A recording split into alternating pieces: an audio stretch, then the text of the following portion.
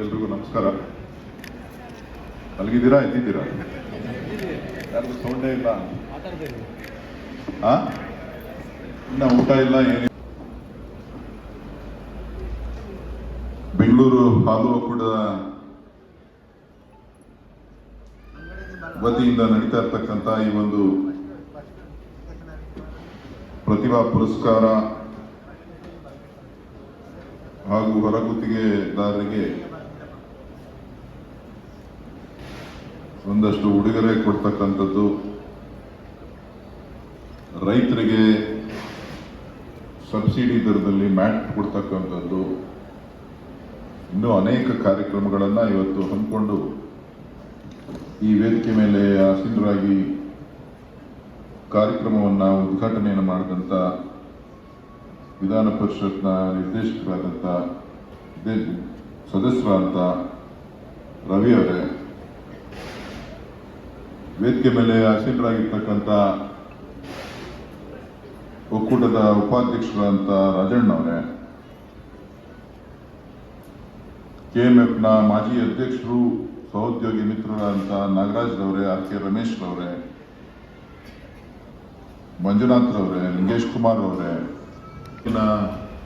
ಅನೇಕ ಹಾಲು ಉತ್ಪಾದಕರೆಲ್ಲರೂ ಇಲ್ಲಿ ಬಂದಿದ್ದೀರಿ.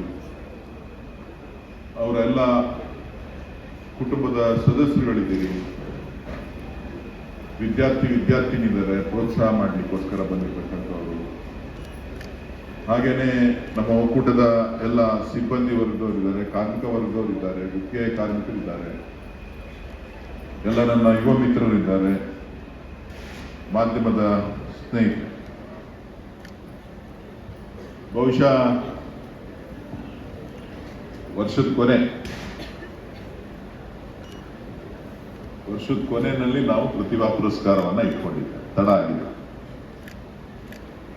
ಇನ್ನು ಈಗಾಗಲೇ ನೀವು SLC ಎಕ್ಸಾಮು ಬರ್ದಾಗಿದೆ ಅಂತ ಕಾಣಿಸ್ತಿದೆ. ಬರ್ದ್ರಾ? ಕೆಲವರೆಲ್ಲ SLC ಎಕ್ಸಾಮ್ ಬರೆದಿದ್ದೀರಿ ಹೊಸದಾಗಿ. PUC ಕೂಡ ಪ್ರಾರಂಭ ಆಗಿದೆ ಅಂತ ಕಾಣಿಸ್ತದೆ ಎಕ್ಸಾಮಿನೇಷನ್. ಈ ಸಂದರ್ಭದಲ್ಲಿ ಇವತ್ತು ನಾವು ಪ್ರತಿಭಾ ಪುರಸ್ಕಾರವನ್ನು ಹಮ್ಮಿಕೊಂಡಿದ್ದೇವೆ.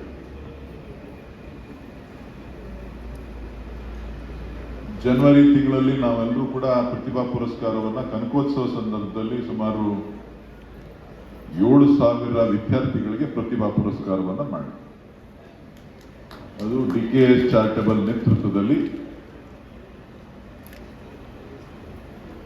7,000 ಜನರನ್ನ ಒಂದೇ ವೇದಿಕೆಗೆ ಕರ್ಕೊಂಡು ಬಂದು ಅವರೆಲ್ಲರನ್ನೂ ಕೂಡ ಗೌರವಿಸುವಂತ ಕೆಲಸವನ್ನ ಸನ್ಮಾನ್ಯ DK ಶಿವಕುಮಾರ್ ಅವರ ನೇತೃತ್ವದಲ್ಲಿ ನಾವು ಮಾಡಿದ್ವಿ.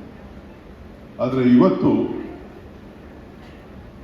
ನಮ್ಮ ಬೆಂಗಳೂರು ಹಾಲು ಒಕ್ಕೂಟದ ರೈತರು,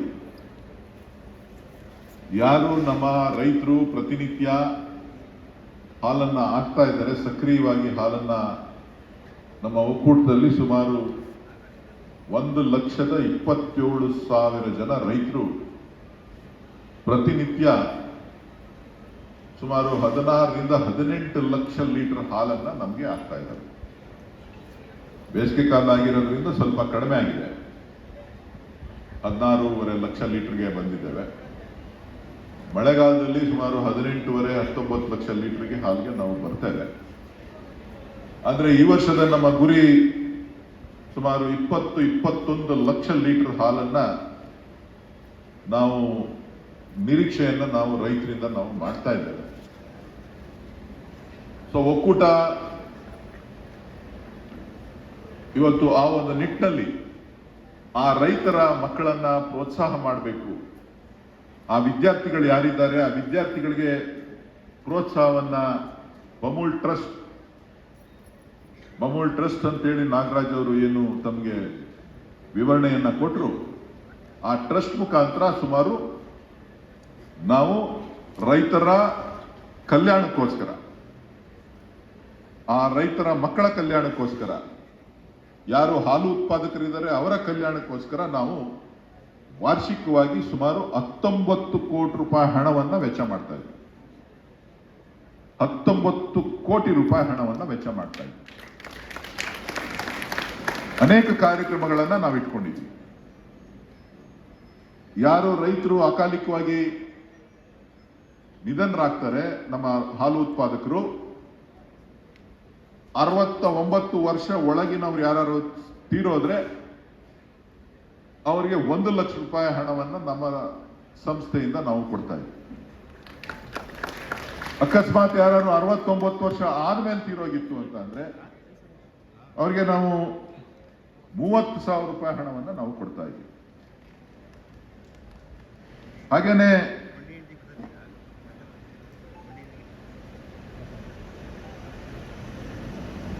ಇವತ್ತು ಯಾರಾದ್ರೂ ಆರೋಗ್ಯದಲ್ಲಿ ಏನಾದ್ರು ವ್ಯತ್ಯಾಸ ಆಯ್ತು ಅಂತ ಅಂದ್ರೆ, ಯಾರಿಗಾರ ಸಡನ್ ಆಗಿ ಆಪರೇಷನ್ಸ್ ಆಯ್ತು, ಅವ್ರ ಕೈಲಿ 50,000, ಲಕ್ಷ, 2 ಲಕ್ಷ, 3 ಲಕ್ಷ ಈ ತರ ಆದಾಗ ಸೊ ಅವ್ರಿಗೆ ಆರ್ಥಿಕವಾಗಿ ಕಷ್ಟ ಆಗ್ತದೆ, ನಾವು ಉತ್ಪಾದಕರಿಗೆ ಏನಾದ್ರೂ ಸಹಾಯ ಮಾಡಬೇಕು ಅಂತ ಹೇಳಿ ಸುಮಾರು 25,000 ರೂಪಾಯಿ ಹಣವನ್ನ ಅವರಿಗೆ ನೇರವಾಗಿ ಚೆಕ್ಗಳನ್ನ, ಡಿಡಿಗಳನ್ನ ಅವರ ಖಾತೆಗೆ ನೇರವಾಗಿ ಕೊಡುವಂತ ಕೆಲಸವನ್ನ ಇವತ್ತು ನಮ್ಮ ಒಕ್ಕೂಟದಿಂದ ನಾವು ಮಾಡ್ತಾ ಇದ್ದೀವಿ. ಅವರು ಯಾರು ಇನ್ಪೇಷಂಟ್ ಆಗಿ ಯಾರು ರೈತರು ಹೋಗಿ ನೀವು ಚೆಕ್ ಮಾಡಿಸ್ಕೊಂಡು ಬಂದ್ರೆ ಕೊಡೋದಿಲ್ಲ. ಯಾರಿಗೆ ಪೇಷಂಟ್ ಆಗಿ ಆರೋಗ್ಯ, ಹಾರ್ಟ್ ಆಪರೇಷನ್ನು, ಕಿಡ್ನಿ ಪ್ರಾಬ್ಲಮ್ಮು, ಬೇರೆ ಏನಾದ್ರೂ ಆಕ್ಸಿಡೆಂಟ್ಸು, ಬೇರೆ ಏನಾದ್ರೂ ಆಯ್ತು ಅಂತ ಅಂದಾಗ ಅವರಿಗೆ 25,000 ರೂಪಾಯಿ ಹಣವನ್ನ ಎಷ್ಟೇ ಜನ ಇರಲಿ ಪ್ರತಿ ತಿಂಗಳು ನಮಗೆ ಲಿಸ್ಟ್ ಬರ್ತಾ ಇರ್ತದೆ ನಮ್ಮ ಕಾರ್ಯದರ್ಶಿಗಳ ಕಡೆಯಿಂದ, MPCS ಕಡೆಯಿಂದ. ಅದಕ್ಕೆ ಬೇಕಾದಂತ ಮಾಹಿತಿಯನ್ನ ನಾವು ಕಲೆಕ್ಟ್ ಮಾಡಿ ನಾವು ನಮ್ಮ ಮಂಡಳಿಯಿಂದ ತಮ್ಮ ರೈತರಿಗೆ ಯಾರು ಹಾಲು ಉತ್ಪಾದಕರಿದ್ದಾರೆ ಅವರಿಗೆ ಕೊಡುವಂತ ಕೆಲಸವನ್ನ ನಾವು ಮಾಡ್ಕೊಂಡು ಬರ್ತಾ ಇದ್ದೀವಿ. ಏನಾದ್ರೂ ಆಕಸ್ಮಿಕವಾಗಿ ಏನಾದ್ರೂ ಸಾರ್ವಜನಿಕವಾಗಿ ತೊಂದರೆ ಆಯ್ತು ಅಂತ ಹೇಳಿದ್ರೆ, ಸಿಡ್ಲು ಬಂದು ಅಥವಾ ಬೇರೆ ಯಾವ ತರದ್ರೂ ಬೆಂಕಿ ಬಿದ್ದು ಏನಾರ ಆಯ್ತು ಅಂದ್ರೆ ಅಂಥವ್ರನ್ನು ಕೂಡ ಗುರುತಿಸಿ ಅವರಿಗೆ ಸುಮಾರು 10,000 ರೂಪಾಯಿ ಹಣವನ್ನ ಕೊಡುವಂತ ಕೆಲಸವನ್ನ ಮಾಡ್ತಾ ಇದ್ದೀವಿ. ಅದ್ರ ಜೊತೆಗೆ ಸಾರ್ವಜನಿಕವಾದಂತಹ ಕೆಲಸ ಕಾರ್ಯಗಳನ್ನ ಮಾಡಬೇಕು ಅಂತ ಹೇಳಿ ಪ್ರತಿಯೊಬ್ಬ ಡೈರೆಕ್ಟರ್ಗೂ ಕೂಡ 15 ಲಕ್ಷ ರೂಪಾಯಿ ಅವರ ಕ್ಷೇತ್ರದಲ್ಲಿ ನಾವು ಹಂಚಿಕೆಯನ್ನ, ಕೆಲವರು ವಾಟರ್ ಪ್ಲಾಂಟ್ಗಳನ್ನ ಮಾಡಿದ್ದಾರೆ, ಕೆಲವರು ಸ್ಕೂಲ್ಗಳಿಗೆ ಫರ್ನಿಚರ್ಸ್ ಕೊಟ್ಟಿದ್ದಾರೆ, ಕೆಲವ್ರಿಗೆ ಒಬ್ಬೊಬ್ರು ಒಂದೊಂದು ರೀತಿಯಲ್ಲಿ ಕಾರ್ಯಕ್ರಮಗಳನ್ನ ಮಾಡಿದ್ದಾರೆ. ಆದ್ರೆ ನಾನು ಇವತ್ತು ನನ್ನ ವ್ಯಾಪ್ತಿಗೆ ಏನು 15 ಲಕ್ಷ ರೂಪಾಯಿ ಹಣವನ್ನ ಕೊಟ್ಟಿದ್ರು, ಅದನ್ನ ಇವತ್ತು ವಿದ್ಯಾರ್ಥಿಗಳು ಸರ್ಕಾರಿ ಶಾಲೆ KPSC ಏನು ಹೊಸದುರ್ಗದಲ್ಲಿ ನಾವು ಇವತ್ತು ಪ್ರಾರಂಭ ಮಾಡಿದ್ದೇವೆ. ಎಲ್ಲಾ ಶಾಲೆಗಳನ್ನ ಒಗ್ಗೂಡಿಸಿ ಆ ಪಂಚಾಯತಿನಲ್ಲಿ ಒಂದು ಶಾಲೆಯನ್ನ ಮಾಡಬೇಕು ಅಂತ ಹೇಳಿ ಆ ಶಾಲೆಗೆ ಒಂದು ಬಸ್ ಅನ್ನ ಸುಮಾರು 26 ಲಕ್ಷ ರೂಪಾಯಿ ವೆಚ್ಚದಲ್ಲಿ ಒಂದು ಬಸ್ ಅನ್ನ ಇವತ್ತು ಶಾಲಾ ಮಕ್ಕಳನ್ನ ಕರ್ಕೊಂಡು ಬರ್ಲಿಕ್ಕೆ, ಯಾರನ್ನ ಸರ್ಕಾರಿ ಶಾಲಾ ಮಕ್ಕಳನ್ನ ಕರ್ಕೊಂಡು ಬರ್ಲಿಕ್ಕೆ ಇವತ್ತು ನಾವು ಒಂದು ಮಕ್ಕಳ ಸಮಸ್ಯೆಯನ್ನ, ಇವತ್ತು ವಿದ್ಯಾರ್ಥಿಗಳು ಏನು ಪೋಷಕರ ಸಮಸ್ಯೆಯನ್ನ, ಈ ತಾಲೂಕಿನಲ್ಲಿ ವಿದ್ಯಾರ್ಥಿಗಳೇನು ನಮ್ಮ ಒಳ್ಳೆ ಗುಣಮಟ್ಟದ ಶಿಕ್ಷಣವನ್ನ ಕೊಡಬೇಕು ಅಂತ ಹೇಳಿ ಸನ್ಮಾನ್ಯ DK ಶಿವಕುಮಾರ್ ಅವರ ಕನಸು ಮತ್ತು ನನ್ನ ಒಂದು ಕನಸಿನ ಕಾರ್ಯಕ್ರಮದ ನಡಿನಲ್ಲಿ ನಾವು ಇವತ್ತು ಸುಮಾರು 10-15 ಶಾಲೆಗಳನ್ನ ಇವತ್ತು ನಾವು ಪ್ರಾರಂಭ ಮಾಡ್ತಾ ಇದ್ದೇವೆ. 2 ಪಂಚಾಯತಿಗೊಂದು, 3 ಪಂಚಾಯತಿಗೊಂದು ಶಾಲೆಗಳನ್ನ ಗುರುತಿಸಿ ಈಗಾಗಲೇ ನಾವು ಕಟ್ಟಡಗಳನ್ನ CSR ಮುಖಾಂತರ ನಾವು ಮಾಡ್ತಾ ಇದ್ದೇವೆ. ಉಯ್ಯಂಬಳ್ಳಿನಲ್ಲಿ ಈ ವರ್ಷದಿಂದ ನಾವು ಅಲ್ಲಿ ಹೊಸ ಕಟ್ಟಡದಲ್ಲೇನೆ ನಾವು ಯಗ್ನೂರ್ ಹತ್ರ 10 ಎಕರೆ ಪ್ರದೇಶದಲ್ಲಿ ಒಂದು ಸುಮಾರು 12 ಕೋಟಿ ರೂಪಾಯಿ ವೆಚ್ಚದಲ್ಲಿ ಶಾಲೆಯನ್ನ ಟಯೋಟಾದವರು ಕಟ್ಟಿಕೊಟ್ಟಿದ್ದಾರೆ. ಅಲ್ಲಿ ಸುಮಾರು ಮಕ್ಕಳನ್ನ ಓದಿಸ್ತಾ ಇದ್ದೀವಿ. ಹಾಗೆ ದೊಡ್ಡನಹಳ್ಳಿನಲ್ಲೂ ಕೂಡ ನಮ್ಮ ಟ್ರಸ್ಟ್ ವತಿಯಿಂದ ಅದನ್ನ ನಮ್ಮ DKS ಟ್ರಸ್ಟ್ ಇಂದ ನಾವು ಅದನ್ನ ಅಡಾಪ್ಟ್ ಮಾಡಿಕೊಂಡು ಅಲ್ಲೂ ಕೂಡ ನಾವು ಮಕ್ಕಳನ್ನ ಸುಮಾರು ಹಳ್ಳಿಗಳಿಂದ ಸುಮಾರು 3-4 ಬಸ್ಗಳನ್ನ ಹಾಕಿದ್ದೇವೆ. ಆ ಬಸ್ಗಳಿಂದ ವಿದ್ಯಾರ್ಥಿಗಳೆಲ್ಲರೂ ಕೂಡ ಅಲ್ಲಿಗೆ ಬರ್ತಾರೆ. ಅಲ್ಲಿ ಅವ್ರಿಗೆಲ್ರಿಗೂ ಬಿಸಿ ಊಟದಿಂದ ಹಿಡಿದು ಯೂನಿಫಾರ್ಮ್ಸ್ ಇಂದ ಹಿಡಿದು ಬೇರೆ ಏನೇನು ಸ್ಟಾಫ್ ಕೊರತೆ ಇದೆ, ಟೀಚಿಂಗ್ ಫ್ಯಾಕಲ್ಟಿಗಳ ಕೊರತೆ ಇದೆ, ಮ್ಯಾಥಮೆಟಿಕ್ಸ್ ಇರ್ಬೋದು, ಸೈನ್ಸ್ ಇರ್ಬೋದು, ಕಂಪ್ಯೂಟರ್ ಲ್ಯಾಬ್ ಇರ್ಬೋದು, ಫಿಸಿಕಲ್ ಎಜುಕೇಶನ್ ಇರ್ಬೋದು, ಮತ್ತೆ ಅಲ್ಲಿ ಸ್ವಚ್ಛತೆಯನ್ನ ಕಾಪಾಡಲಿಕ್ಕೆ ಆಯಾಗಳಿರ್ಬೋದು, ಡಿ ಗ್ರೂಪ್ ನೌಕರರಿರ್ಬೋದು, ಇವರೆಲ್ಲರೂ ಕೂಡ ಹೆಚ್ಚಿನ ಜನರನ್ನ ಕೊಟ್ಟು ಇವತ್ತು ಅಲ್ಲಿ ಗುಣಮಟ್ಟದ ಶಿಕ್ಷಣವನ್ನ ಕೊಡಬೇಕು ಅಂತ ಹೇಳಿ ಆ ರೀತಿಯ ಒಂದು ಕಾರ್ಯಕ್ರಮವನ್ನ ಅಳವಡಿಸಿಕೊಂಡು ಕಳೆದ 1 ವರ್ಷದಿಂದ ನಾವು ಅಲ್ಲಿ ಶಾಲೆಯನ್ನ ನಾವು ದತ್ತು ತೆಗೆದುಕೊಂಡು ನಡೆಸ್ತಾ ಇದ್ದೀವಿ. ಅಲ್ಲಿ ಮೊದಲು 300, 250, 300 ಜನ ಇದ್ರು. ಇವತ್ತು ನಮ್ಮ ಸ್ಟ್ರೆಂತ್ ಸುಮಾರು 700 ಜನ ಆಗಿದ್ದಾರೆ. ಸೊ ಸುತ್ತಮುತ್ತ ಶಾಲೆಗಳೆಲ್ಲರೂ ಕೂಡ ಅದರೊಳಗಡೆ ತಗೊಂಡಿದ್ದೀವಿ. ಅದೇ ರೀತಿ ಇವತ್ತು ಉಯ್ಯಂಬಳ್ಳಿನೂ ಕೂಡ ಒಂದು ಮಾಡ್ತಾ ಇದ್ದೀವಿ. ಹೊಸದುರ್ಗದಲ್ಲಿ ಒಂದು ಈಗಾಗಲೇ ಕೆಲಸ ಪ್ರೆಸ್ಟೀಜ್ ಗ್ರೂಪ್ ಅವರು ಪ್ರಾರಂಭ ಮಾಡಿದ್ದಾರೆ. 700ರಲ್ಲಿ ಒಂದು ಜಾಗವನ್ನು ಐಡೆಂಟಿಫೈ ಮಾಡಿದ್ದೇವೆ. ಕಬ್ಬಾಳ್ನಲ್ಲಿ ಒಂದು ಜಾಗವನ್ನು ಐಡೆಂಟಿಫೈ ಮಾಡಿದ್ದೇವೆ. ಚಿಕ್ಕಮುದುವಾಡಿನಲ್ಲಿ ಈ ವರ್ಷ ಕೆಲಸ ಪ್ರಾರಂಭ ಆಗ್ತಾ ಇದೆ. ಹೀಗೆ ಅನೇಕ ಕಲ್ಲಳ್ಳಿಲಿ ಒಂದು ಜಾಗವನ್ನ ಗುರುತಿಸಿದ್ದೇವೆ. ಹೀಗೆ ಅನೇಕ ಕಡೆ ನಾವು ಸುಮಾರು 10-15 ಸ್ಥಳಗಳಲ್ಲಿ ಒಂದು ಉತ್ತಮವಾದಂತಹ ಗುಣಮಟ್ಟದ ಶಿಕ್ಷಣವನ್ನ ಗ್ರಾಮೀಣ ಪ್ರದೇಶದ ಮಕ್ಕಳಿಗೆ ಕೊಡಬೇಕು ಅಂತೇಳಿ ಇವತ್ತು ನಾವು ನಿಮ್ಮನ್ನ ಪ್ರತಿಭೆಗಳನ್ನ ಗುರುತಿಸಿ ಯಾರು SLC ನಲ್ಲಿ PUC ನಲ್ಲಿ ಓದಿದ್ದಾರೆ ಅವರೆಲ್ಲರಿಗೂ ಕೂಡ ನಾವು ಗೌರವವನ್ನ ಕೊಡಬೇಕು ಒಕ್ಕೂಟದಿಂದ ಅಂತೇಳಿ ನಿಮ್ಮನ್ನ ನಾವು ಇಲ್ಲಿ ಕರೆದಿದ್ದೇವೆ. ಕೆಲವರು SLC ನಲ್ಲಿ 60% ಜಾಸ್ತಿ ಯಾರು ತಗೊಂಡಿದ್ದಾರೆ ಅವ್ರಿಗೆ ನಾವು ಇವತ್ತು 2,000 ರೂಪಾಯಿ ಹಣವನ್ನ ನಾವು ಕೊಡ್ತಾ ಇದ್ದೇವೆ. ಅದ್ರ ಜೊತೆಗೆ ಯಾರು ಅತ್ಯುತ್ತಮವಾಗಿ ವಿದ್ಯಾರ್ಥಿಗಳು ಓದಿದ್ದಾರೆ ಅವರಿಗೆ 5,000 ರೂಪಾಯಿ, ಬಾಯ್ಸ್ಗೆ ಮತ್ತು ಗರ್ಲ್ಸ್ಗೆ 5,000 ರೂಪಾಯಿ, 30 ಜನನ್ನ ಗುರುತಿಸಿದ್ದೇವೆ. PUC ನಲ್ಲಿ ಓದಿರ್ತಕ್ಕಂಥವ್ರಿಗೆ ಅವರಿಗೆ 5,000 ರೂಪಾಯಿ, 10 ಜನ ಮಕ್ಕಳು ಹೈಯೆಸ್ಟ್ ಮಾರ್ಕ್ಸ್ ತಗೊಂಡಿರೋರಿಗೆ ಅವ್ರಿಗೆ ಕೊಡುವಂಥದ್ದು, ಅವರಿಗೆ 3,000 ರೂಪಾಯಿ, ಬೇರೆಯವರು ಯಾರು 60% ಎಬೋವ್ ತಗೊಂಡಿದ್ದಾರೆ ಅವರಿಗೆ ಕೊಡ್ತಕ್ಕಂಥದ್ದು. ಹೀಗೆ ಎಲ್ಲರನ್ನೂ ಕೂಡ ಗುರುತಿಸ್ತಾ ಇದ್ದೀವಿ. ವಿಶೇಷ ಏನಪ್ಪಾ ಅಂತ ಹೇಳಿದ್ರೆ ನಮ್ಮ ವಿದ್ಯಾರ್ಥಿಗಳು, ನಮ್ಮ ಹಾಲು ಉತ್ಪಾದಕರ ಮಕ್ಕಳು ಯಾರ IAS ಓದಿ ಪ್ರಿಲಿಮಿನರಿ ಪಾಸ್ ಆಯ್ತು ಅಂದ್ರೆ ಅವರಿಗೆ 75,000 ರೂಪಾಯಿ ಹಣವನ್ನ ನಮ್ಮ ಒಕ್ಕೂಟದಿಂದ ನಾವು ಕೊಡ್ತೀವಿ ಫೀಸ್. ಯಾಕೆ ಅಂತಂದ್ರೆ ನಿಮಗೆ ಪ್ರೋತ್ಸಾಹ ಕೊಡಬೇಕು, ನಮ್ಮ ಮಕ್ಕಳು IAS ಮಾಡಲಿ, ಪ್ರಿಲಿಮಿನರಿ ಪಾಸ್ ಆಗಲಿ, ಫೈನಲ್ಸ್ ಪಾಸ್ ಆದ್ರೂ ಕೂಡ ನಾವು ಹಣವನ್ನ ಕೊಡಬೇಕು ಅಂತ ಹೇಳಿ ತೀರ್ಮಾನ ಮಾಡಿ. ಸೊ ಯಾವ್ದಾದ್ರೂ ನೀವು MSc ಮಾಡ್ತಾ ಇದ್ರೆ, ಬೇರೆ ಸ್ಪೆಸಿಫಿಕ್ ಆಗಿ ನೀವು ಡಿಗ್ರಿಗಳನ್ನ ಮಾಡ್ತಾ ಇದ್ರೆ, ಡಬಲ್ ಗ್ರಾಜುಯೇಷನ್ ಅನ್ನ ನೀವು ಮಾಡ್ತಾ ಇದ್ರೆ ಅವರಿಗೆ 50,000 ರೂಪಾಯಿಯನ್ನ ಕೊಡ್ತಾ ಇದ್ದೀವಿ. ನೀವು ಯಾರಾದ್ರೂ ಡಬಲ್ ಗ್ರಾಜುಯೇಷನ್ ಹೋಗ್ತೀರಿ ಅಂತ ಅನ್ಕೊಳ್ಳಿ, BSc ಆದ್ಮೇಲೆ ಮತ್ತೆ ಉನ್ನತ ವ್ಯಾಸಂಗಕ್ಕೆ ನೀವು ಹೋಗ್ತೀರಿ ಅನ್ಕೊಳ್ಳಿ, ನಿಮಗೆ 50,000 ರೂಪಾಯಿ ಕೊಡಬೇಕು ಅಂತ ಹೇಳಿ ನಾವು ತೀರ್ಮಾನ, ನಮ್ಮ ಒಕ್ಕೂಟದ ಎಲ್ಲ ಆಡಳಿತ ಮಂಡಳಿ ತೀರ್ಮಾನ ಮಾಡಿದೆ. ಸೊ ಕೇವಲ SLC ಅವರನ್ನ ಗುರಿಯಾಗಿಟ್ಕೊಂಡು ನಾವು ಮಾಡ್ತಾ ಇಲ್ಲ, ಎಲ್ಲರಿಗೂ ಕೂಡ ಯಾರ MSc AG ಮಾಡ್ತೀವಿ, AG ಅಗ್ರಿಕಲ್ಚರ್ BSc ಆದ್ಮೇಲೆ BSc MSc AG ಮಾಡ್ತೀವಿ ಅಂತ ಅವ್ರಿಗೆ ಕೊಡ್ತಕ್ಕಂಥದ್ದು. ಸೊ ಯಾರು MBBS ಆಗಿ ಡಾಕ್ಟರ್ಗಳಿಗೆ ನಿಮಗೆ ವಿದ್ಯಾಭ್ಯಾಸ ಸಿಕ್ಕಿದೆ, ಸೀಟ್ ಸಿಕ್ಕಿದೆ ಅಂತ ಅಂದ್ರೆ ಅವ್ರಿಗೆ 10,000 ರೂಪಾಯಿ, PG ಮಾಡ್ತಾ ಇರ್ತಕ್ಕಂಥವ್ರಿಗೆ 7,500 ರೂಪಾಯಿ, BE ಪಾಸ್ ಆದ BE ಸೇರಿರ್ತಕ್ಕಂಥವ್ರಿಗೆ 10,000 ರೂಪಾಯಿ, ಡಿಪ್ಲೊಮೊ ಸೇರಿರ್ತಕ್ಕಂಥವ್ರಿಗೆ ಡಿಪ್ಲೊಮೊ ಯಾರು ಸೇರಿದ್ರೆ ಅವ್ರಿಗೆ 20,000 ರೂಪಾಯಿ, BSc ಅಗ್ರಿಕಲ್ಚರ್ ಸೇರಿರ್ತಕ್ಕಂಥವ್ರಿಗೆ 10,000 ರೂಪಾಯಿ, MSc ಅಗ್ರಿಕಲ್ಚರ್ ಮಾಡ್ತಕ್ಕಂಥವ್ರಿಗೆ 15,000 ರೂಪಾಯಿ. ಹೀಗೆ ವಿವಿಧ ಯೋಜನೆಗಳನ್ನ ಮಾಡಿ ಎಲ್ಲರ ಮಕ್ಕಳನ್ನ ಪ್ರೋತ್ಸಾಹ ಮಾಡಬೇಕು. ಯಾರು ಪ್ರೋತ್ಸಾಹ ಮಾಡ್ತಾ ಇದ್ದೀವಿ? ರೈತರ ಮಕ್ಕಳನ್ನ ಪ್ರೋತ್ಸಾಹ ಮಾಡ್ತಾ ಇದ್ದೀವಿ. ಆ ರೈತರ ಮಕ್ಕಳನ್ನ ಪ್ರೋತ್ಸಾಹ ಮಾಡ್ತಕ್ಕಂಥ ಗುರಿಯನ್ನ ಇಟ್ಕೊಂಡು ಇವತ್ತು ನಿಮ್ಮ ಹಾಲು ಒಕ್ಕೂಟ, ಇದು ನಮ್ದಲ್ಲ, ಹಾಲು ಒಕ್ಕೂಟ ಇದು ನಿಮ್ದು, ಇದು ನಿಮ್ಮ ಸಂಸ್ಥೆ. ನಾನು ಯಾವಾಗ್ಲೂ ಹೇಳ್ತಾ ಇರ್ತೇನೆ, ಇದು ರೈತರ ಸಂಸ್ಥೆ ಅಂತ ಹೇಳಿ. ಆ ರೈತರ ಸಂಸ್ಥೆಯನ್ನ ಕೆಳಗೆ ನಾವೆಲ್ಲರೂ ಕೂಡ ಕೆಲಸವನ್ನ ನಾವು ಮಾಡ್ತಾ ಇದ್ದೇವೆ. ನಿಮ್ಗೇನಾದ್ರೂ ಒಳ್ಳೇದಾಗ್ಲಿ, ನಿಮಗೆ ಒಂದು ಅವಕಾಶ ಸಿಗ್ಲಿ, ನೀವು ಪ್ರತಿಭಾನ್ವಿತರಾಗಿ ನೀವು ಮುಂದೆ ಬರಲಿ ಅಂತಕ್ಕಂಥ ದೃಷ್ಟಿಯಿಂದ ಇವತ್ತು ನಾವು ನಿಮ್ಗೆ ನಾವು ಪ್ರೋತ್ಸಾಹವನ್ನ ಕೊಡುವಂತ ಕೆಲಸ. ಯಾರು ಪ್ರತಿಭೆಗಳು?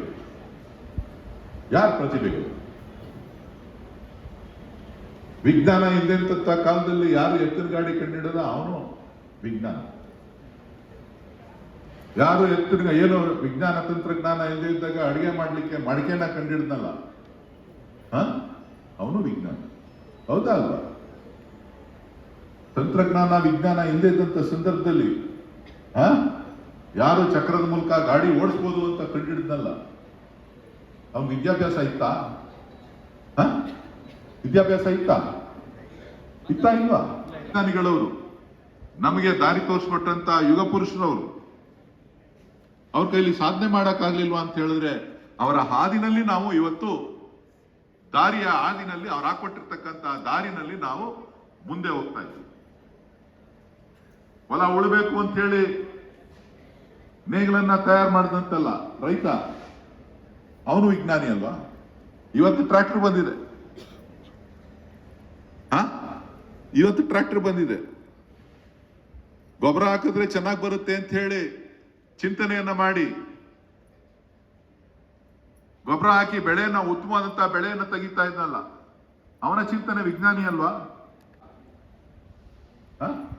ಯಾರವರು? ನಿಮ್ಮ ಪೂರ್ವಜರು. ಅವರು ಆ ನಿಮ್ಮ ಪೂರ್ವಜರನ್ನ ದಾರಿದೀಪವಾಗಿಟ್ಕೊಂಡು ನೀವು ಮುಂದಿನ ಜೀವನವನ್ನು ನಡೆಸತಕ್ಕಂತ ಒಂದು ಕೆಲಸವನ್ನ ನೀವು ಮಾಡಬೇಕು. ಇವತ್ತು ಡಾಕ್ಟರ್ ರಾಜ್ಕುಮಾರ್ ಇದ್ದಾರೆ, ಕಲಾಕ್ಷೇತ್ರದಲ್ಲಿ ಒಂದು ಹೆಸರನ್ನ ಮಾಡಿದಂಥವ್ರು. ಗ್ರಾಜ್ಯುಯೇಟಾ? ಗ್ರಾಜ್ಯುಯೇಟ್ ಏನಪ್ಪ? ಎಷ್ಟನೇ ಕ್ಲಾಸು? 4ನೇ ಕ್ಲಾಸ್. ಡಾಕ್ಟರ್ ರಾಜ್ಕುಮಾರ್ ಅವರು ಪದ್ಮವಿಭೂಷಣ, ನಟ ಸಾರ್ವಭೌಮ, ಕಲಾಕ್ಷೇತ್ರದಲ್ಲಿ ಇಡೀ ಭಾರತದಲ್ಲೇ ಒಂದು ಹೆಸರನ್ನು ಮಾಡಿದಂಥವ್ರು. ಜ್ಞಾನಪೀಠ ಪ್ರಶಸ್ತಿ ಪಡೆದಂತ ಶಿವರಾಮ್ ಕಾರಂತ್ ಗ್ರಾಜ್ಯುಯೇಟ್ ಅನ್ಕೊಂಡಿದ್ದೀರಾ? ಗ್ರಾಜ್ಯುಯೇಟ್ ಅನ್ಕೊಂಡಿದ್ದೀರಾ? ಅವ್ರು ಗ್ರಾಜ್ಯುಯೇಟ್ ಅಲ್ಲ, ಆದ್ರೂ ಕೂಡ ಅವ್ರು ಜ್ಞಾನಪೀಠ ಪ್ರಶಸ್ತಿ ವಿಜೇತ. ಈ ವರ್ಷ ತಾನೇ ತೀರೋದ್ರಲ್ಲ ಸಾಲುಮರದ ತಿಮ್ಮಕ್ಕ, ಪದ್ಮಶ್ರೀ ಪುರಸ್ಕೃತರು. ಗ್ರಾಜ್ಯುಯೇಟಾ? ಅವರ ಚಿಂತನೆಗಳು ಚೆನ್ನಾಗಿತ್ತು. ಯಾವುದು?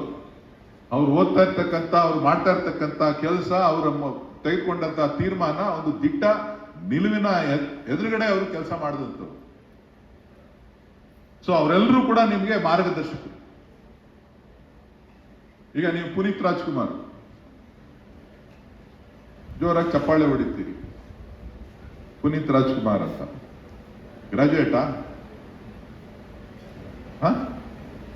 ಗ್ರಾಜ್ಯುಯೇಟಾ?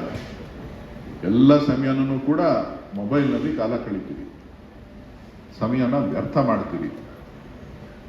ಜೀವನದಲ್ಲಿ ಬದಲಾವಣೆಯನ್ನ ನೀವು ಕಾಣಬೇಕು ಅಂತ ಅಂದ್ರೆ, ಒಂದು ಸ್ಫೂರ್ತಿದಾಯಕವಾಗಿ ನಿಮ್ಮ ಬದುಕನ್ನ ಕಂಡುಕೊಳ್ಬೇಕು ಅಂತ ಹೇಳಿದ್ರೆ, ದಿಟ್ಟವಾದಂತ ದೃಢ ನಿರ್ಧಾರವನ್ನ ತೆಗೆದುಕೊಂಡು ಧೈರ್ಯವಾಗಿ ಮುನ್ನುಗ್ತಕ್ಕಂತ ಒಂದು ಕೆಲಸವನ್ನ ಗ್ರಾಮೀಣ ಪ್ರದೇಶದ ಮಕ್ಕಳು ಮಾಡಿದಾಗ ಮಾತ್ರ ಯಶಸ್ಸನ್ನ ಕಾಣಲಿಕ್ಕೆ ಸಾಧ್ಯ. ನಮ್ಮ ಮಕ್ಕಳಿಗೂ ಕೂಡ ನಗರ ಮಕ್ಕಳಿಗೂ ಏನ್ ವ್ಯತ್ಯಾಸ ಇದೆ ಅಂತ ಅಂದ್ರೆ, ನಿಮ್ಗೆ ಸಾಮಾನ್ಯ ಜ್ಞಾನ ಇದೆ, ಅವರಿಗೆ ಸಾಮಾನ್ಯ ಜ್ಞಾನ ಇಲ್ಲ. ಯಾರಿಗೆ? ನಗರ ಪ್ರದೇಶದವರು. ಯಾಕೆ ಅಂತ ಅಂದ್ರೆ ಅವ್ರ ಮನೆಯಿಂದ ಆಚೆನೆ ಬರೋದಿಲ್ಲ. ಕಾನ್ವೆಂಟ್ಗೆ ಹೋಗ್ತಾರೆ ಮಕ್ಕಳು, ಬೆಳಿಗ್ಗೆ ಎತ್ಕೊಂಡು ಹೋಗಿ ಕಾರಲ್ಲಿ, ಅಪ್ಪ ಅಮ್ಮದಿರ್ ಕಾರಲ್ಲಿ ಡ್ರಾಪ್ ಮಾಡ್ತಾರೆ, ತಿರ್ಗಾ ವಾಪಸ್ಸು ಕರ್ಕೊಂಡು ಬರ್ತಾರೆ. ಅವ್ರಿಗೇನ್ ಗೊತ್ತು ಅಂತ ಅಂದ್ರೆ, ಟಿವಿ ಮುಂದೆ ಗೊತ್ತು, ಇಲ್ಲ ಕಂಪ್ಯೂಟರ್ ಮುಂದೆ ಗೊತ್ತು. ಹೋಗ್ಬಿಟ್ಟು ತರಕಾರಿ ತಗೋಬ ಅಂತ ಅಂದ್ರೆ, ವಾಟ್ ತರಕಾರಿ, ವಾಟ್ ವೆಜಿಟೇಬಲ್ ಅಂತ ಕೇಳ್ತಾರೆ. ಪಿಜ್ಜಾ ಆರ್ಡರ್ ಮಾಡು ಅಂತ ಹೇಳಿದ್ರೆ ಸ್ವಿಗ್ಗಿನಲ್ಲಿ ಪಿಜ್ಜಾ ಆರ್ಡರ್ ಮಾಡಿ. ಹೋಗ್ಬಿಟ್ಟು ಹಾಲು ತಗೋಬ ಅಂತ ಅಂದ್ರೆ ಹಾಲು ಹೆಂಗ್ ಕರೀತಾರೆ ಅಂತ ಗೊತ್ತಾಗಲ್ಲ. ಗೊತ್ತಿದ್ಯಾ ಹಾಲನ್ನ? ಹಾಲು ಎಲ್ಲಿಂದ ಬರ್ತದೆ ಅಂತ ಕೇಳ್ತಾರೆ. ಯಾರು? ನಗರ ಪ್ರದೇಶದ ಮಕ್ಕಳು ಏನ್ ಕೇಳ್ತಾರೆ? ಹಾಲು ಹೆಂಗ್ ಬರುತ್ತೆ ಅಂತ ಕೇಳ್ತಾರೆ. ಸೊ ಈಗೇನಾಗಿದೆ ಪರಿಸ್ಥಿತಿ ಅಂತ ಹೇಳಿದ್ರೆ, ಇದರೆಲ್ಲದರ ಗ್ರಾಮೀಣ ಪ್ರದೇಶದ ಪರಿಚಯವನ್ನ, ರೈತರು ಯಾವ ರೀತಿ ವ್ಯವಸಾಯ ಮಾಡ್ತಾರೆ, ಯಾವ ರೀತಿ ರಾಗಿ ಬೆಳೀತಾರೆ, ಯಾವ ರೀತಿ ಭತ್ತ ಬೆಳೀತಾರೆ, ಯಾವ ರೀತಿ ಸೀಬೆಕಾಯಿ ಬೆಳೀತಾರೆ, ಯಾವ ರೀತಿ ರೇಷ್ಮೆ ಬೆಳೀತಾರೆ, ಯಾವ ರೀತಿ ಹಸು ಹಾಲು ಕರೀತದೆ, ಯಾವ ರೀತಿ ಹಸು ಸಾಕ್ತಾರೆ, ಇದನ್ನೆಲ್ಲ ಮಕ್ಕಳಿಗೆ ಟ್ರೈನಿಂಗ್ ಕೊಡಬೇಕು ಅಂತ ಹೇಳಿ ನಗರದ ಪ್ರದೇಶದಲ್ಲಿ ಈಗ ಶಾಲೆಗಳು ಪ್ರಾರಂಭ ಆಗ್ತಾ ಇದೆ. ಕಾಸು ಕೊಟ್ಬಿಟ್ಟು, ಅದಕ್ಕೂ ಕಾಸು. ಯಾವುದಕ್ಕೆ? ಇದನ್ನೆಲ್ಲ ತೋರ್ಸಕ್ಕೂ ಕಾಸು. 5,000, 10,000, 20,000, 4 ದಿನ, 5 ದಿನ, ಏನು ಗೊತ್ತಿಲ್ಲ ಅವ್ರಿಗೆ. ಬೆಳೆ ಹೆಂಗ್ ಮಾಡ್ಬೇಕು ಅಂತ ಗೊತ್ತಿಲ್ಲ, ಗೊಬ್ಬರ ಹೆಂಗ್ ಚೆಲ್ಬೇಕು ಅಂತ ಗೊತ್ತಿಲ್ಲ, ಕಳೆ ಹೆಂಗ್ ಕೀಳ್ಬೇಕು ಅಂತ ಗೊತ್ತಿಲ್ಲ. ಆದ್ರೆ ನಿಮ್ಗೆಲ್ಲ ಗೊತ್ತು. ನಿಮ್ಗೆ ಧೈರ್ಯ ಇದೆ, ಶಕ್ತಿ ಇದೆ, ಆದ್ರೆ ನಿಮ್ಮ ಆಲೋಚನೆಗಳು ದೂರ ಇಲ್ಲ. ನಿಮ್ಮ ಆಲೋಚನೆಗಳೇನಾದ್ರೂ ನೀವು ಬದಲಾವಣೆಯಲ್ಲಿ ಒಂದು ರೀತಿಯಲ್ಲಿ ನಾನು ಬದುಕಿನಲ್ಲಿ ಸಾಧನೆಯನ್ನ ಮಾಡೇ ಮಾಡ್ತೀನಿ ಅಂತಕ್ಕಂಥ ಗುರಿಯನ್ನ ಏನಾದ್ರೂ ನೀವು ಇಟ್ಕೊಂಡಿದ್ದೆ ಆಯ್ತು ಅಂದ್ರೆ ಖಂಡಿತ ಬದುಕಿನಲ್ಲಿ ಯಶಸ್ಸನ್ನ ಕಾಣಲಿಕ್ಕೆ ಸಾಧ್ಯ. ಇವತ್ತು SLC ರಿಸಲ್ಟ್ ಬರುತ್ತೆ, PUC ರಿಸಲ್ಟ್ಸ್ ಬರುತ್ತೆ, ಗ್ರಾಜುಯೇಷನ್ ರಿಸಲ್ಟ್ ಬರುತ್ತೆ, IAS ರಿಸಲ್ಟ್ ಬರುತ್ತೆ. ಬಹುತೇಕರೆಲ್ಲರೂ ಕೂಡ ಗ್ರಾಮೀಣ ಪ್ರದೇಶದವರೇ ಹೆಚ್ಚು ಸಂಖ್ಯೆಯಲ್ಲಿ ಇರ್ತಕ್ಕಂಥವ್ರು. ಯಾಕೆಂದ್ರೆ ಅವ್ರಿಗೆ ಛಲ ಇದೆ,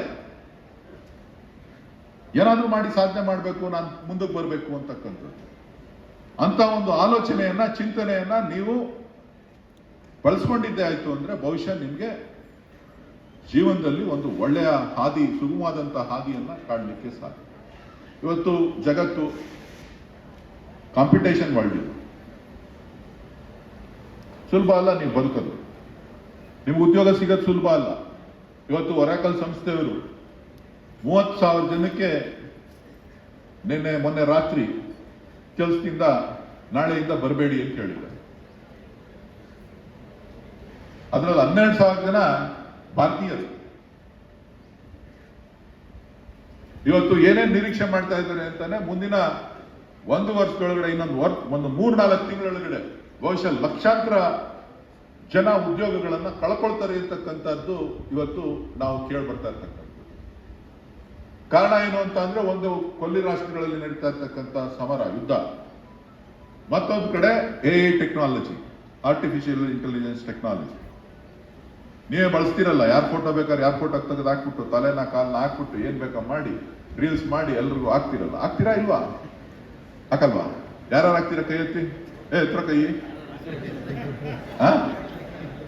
ಯಾರ್ಯಾರು ರೀಲ್ಸ್ ಮಾಡಲ್ಲ ಹೇಳ್ರು? ನನ್ಗೊಂದ್ ಸ್ವಲ್ಪ ಹೇಳ್ಕೊಡ್ರ, ನಿಜವಾಗ್ಲೂ ಗೊತ್ತಿಲ್ಲ.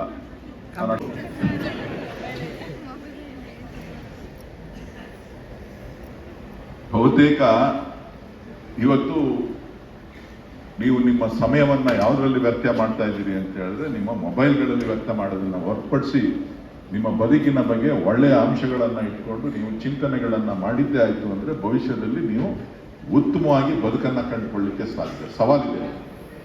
ಅವಕಾಶ ಇಲ್ಲ ಅಂತ ತಿಳ್ಕೋಬೇಡಿ. ರವಿ ಅವರು ಹೇಳ್ತಾ ಇದ್ರು, ಬೆಂಗಳೂರು ಅಂತ ಪ್ರದೇಶದಲ್ಲಿ ನಾವಿದ್ದೇವೆ ಅಂತ ಹೇಳಿ ನಿಮ್ಗೆ ಹೆಮ್ಮೆ ಆಗ್ಬೇಕು. ನಾವು ಬೆಂಗಳೂರು ಜಿಲ್ಲೆಯವರು ಅಂತ ಹೇಳ್ಕೊಳ್ಳಿ. ನೀವು ರಾಮನಗರ ಅಂತ ಹೇಳಿದ್ರೆ ಗುರುತಿಸ್ಕೊಳ್ಳೋದು ಕಷ್ಟ. ರಾಮನಗರ ಅಂತ ಗುರುತಿಸ್ತಾರ ಯಾರ? ಕೈ ಎತ್ತಿ ಯಾರ್ಯಾರು ರಾಮನಗರ ಅಂತ ಹೇಳಿದ್ರೆ ರಾಮನಗರ ಜಿಲ್ಲೆಯವರು ಅಂತಂದ್ರೆ ಗುರುತಿಸೋರು ಎತ್ತಿ ಯಾರು? ಬೆಂಗಳೂರು ಜಿಲ್ಲೆ ಅಂತ ಅಂದ್ರೆ ಗುರುತಿಸೋರು ಯಾರ್ಯಾರು ಇದ್ದಾರೆ? ಕೈ ಎತ್ತಿ. ಬೆಂಗಳೂರು ಜಿಲ್ಲೆ ಅಂತ ಅಂದ್ರೆ ಇಡೀ ವಿಶ್ವದಲ್ಲಿ ನಿಮ್ಮನ್ನ ಗುರುತಿಸ್ತಾರೆ. ರಾಮನಗರ ಅಂತ ಅಂದ್ರೆ ಯಾರು ಗುರುತಿಸೋದಿಲ್ಲ, ಅದು ಕುಮಾರಸ್ವಾಮಿ ಮಾತ್ರ ಗುರುತಿಸೋದು.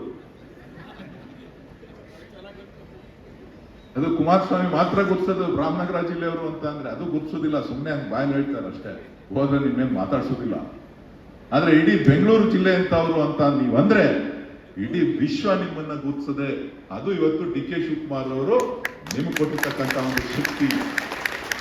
ಒಂದೇ ಒಂದು ತೀರ್ಮಾನ, ಒಂದೇ ಒಂದು ನಿರ್ಣಯ, ನೀವು ಕೊಟ್ಟಂತ ಅವಕಾಶ, ನೀವು ಮಾಡಿದಂತ ತೀರ್ಮಾನದಿಂದ ಇವತ್ತು ಶಾಸಕರಾಗಿ, ಉಪಮುಖ್ಯಮಂತ್ರಿ ಆಗಿ ನಮ್ಮ ಜಿಲ್ಲೆಯ ಜನರಿಗೆ ನಾನು ನಮ್ಮ ಜಿಲ್ಲೆ, ಇದೇನು ಬೆಂಗಳೂರು ಅಂತಕ್ಕಂಥದ್ದು ಹೊಸದಲ್ಲ, ನಿಮ್ಗೆ ಗೊತ್ತಿಲ್ಲ ಅಷ್ಟೇ.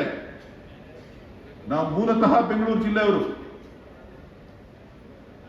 ನಮ್ಮ ಫಸ್ಟ್ ಎಲ್ಲ ಬೆಂಗಳೂರು ಜಿಲ್ಲೆನೇ. ಬೆಂಗಳೂರು ಜಿಲ್ಲೆ ಮೊದಲಿಗೆ ಬೆಂಗಳೂರು ಜಿಲ್ಲೆ, ನಂತರ ಬೆಂಗಳೂರು ಗ್ರಾಮಾಂತರ ಜಿಲ್ಲೆ, ಅದಾದ್ಮೇಲೆ ರಾಮನಗರ ಅಂತ ಮಾಡ್ಬಿಟ್ರು. ನಾವು ನಮ್ಮ ಬೆಂಗಳೂರನ್ನ ಬಿಟ್ಕೊಡ್ತಕ್ಕಂಥದ್ದು ಸರಿನಾ ತಪ್ಪ ಅಂತಕ್ಕಂಥದ್ದನ್ನ ಯೋಚನೆ ಮಾಡ್ತಕ್ಕಂಥವ್ರು ಯಾರಾಗಬೇಕು ಅಂತ ಹೇಳಿದ್ರೆ ನೀವು ಚರ್ಚೆ ಮಾಡಬೇಕು. ಯಾಕೆ ಇದನ್ನ ಮಾಡಿದ್ರು ಅಂತ ನಮ್ಮಲ್ಲಿರ್ತಕ್ಕಂಥ ಶಕ್ತಿಯನ್ನ ನಾವು ಪ್ರದರ್ಶನ ಮಾಡ್ತಕ್ಕಂಥದ್ದು.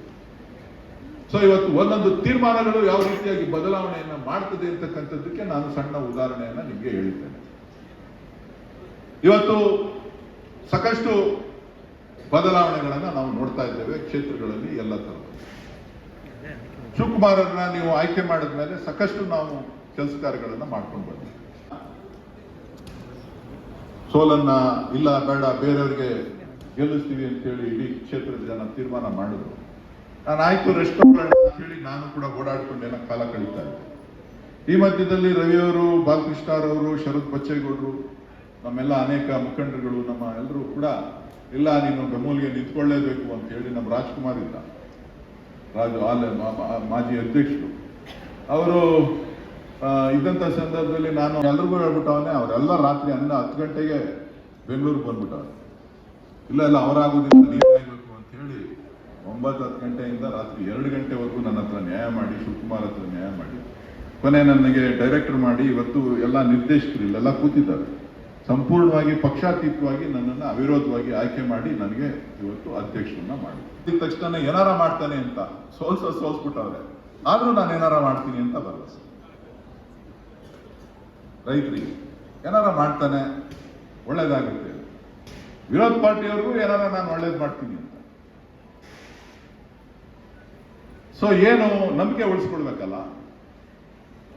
ಸೊ ಹಗಲು ರಾತ್ರಿ ಕಳೆದ 9 ತಿಂಗಳಿಂದ ನಮ್ಮೆಲ್ಲ ಆಡಳಿತ ಮಂಡಳಿಯ ಸದಸ್ಯರುಗಳು, ನಮ್ಮೆಲ್ಲ ಸಿಬ್ಬಂದಿ ವರ್ಗ, ಕಾರ್ಮಿಕ ವರ್ಗ ಎಲ್ಲರೂ ಕೂಡ ಹಗಲು ರಾತ್ರಿ ಸುಮಾರು 9 ತಿಂಗಳಿಂದ ನಿರಂತರವಾಗಿ ನಾವು ಕೆಲಸವನ್ನು ಮಾಡಿದ್ದೇವೆ.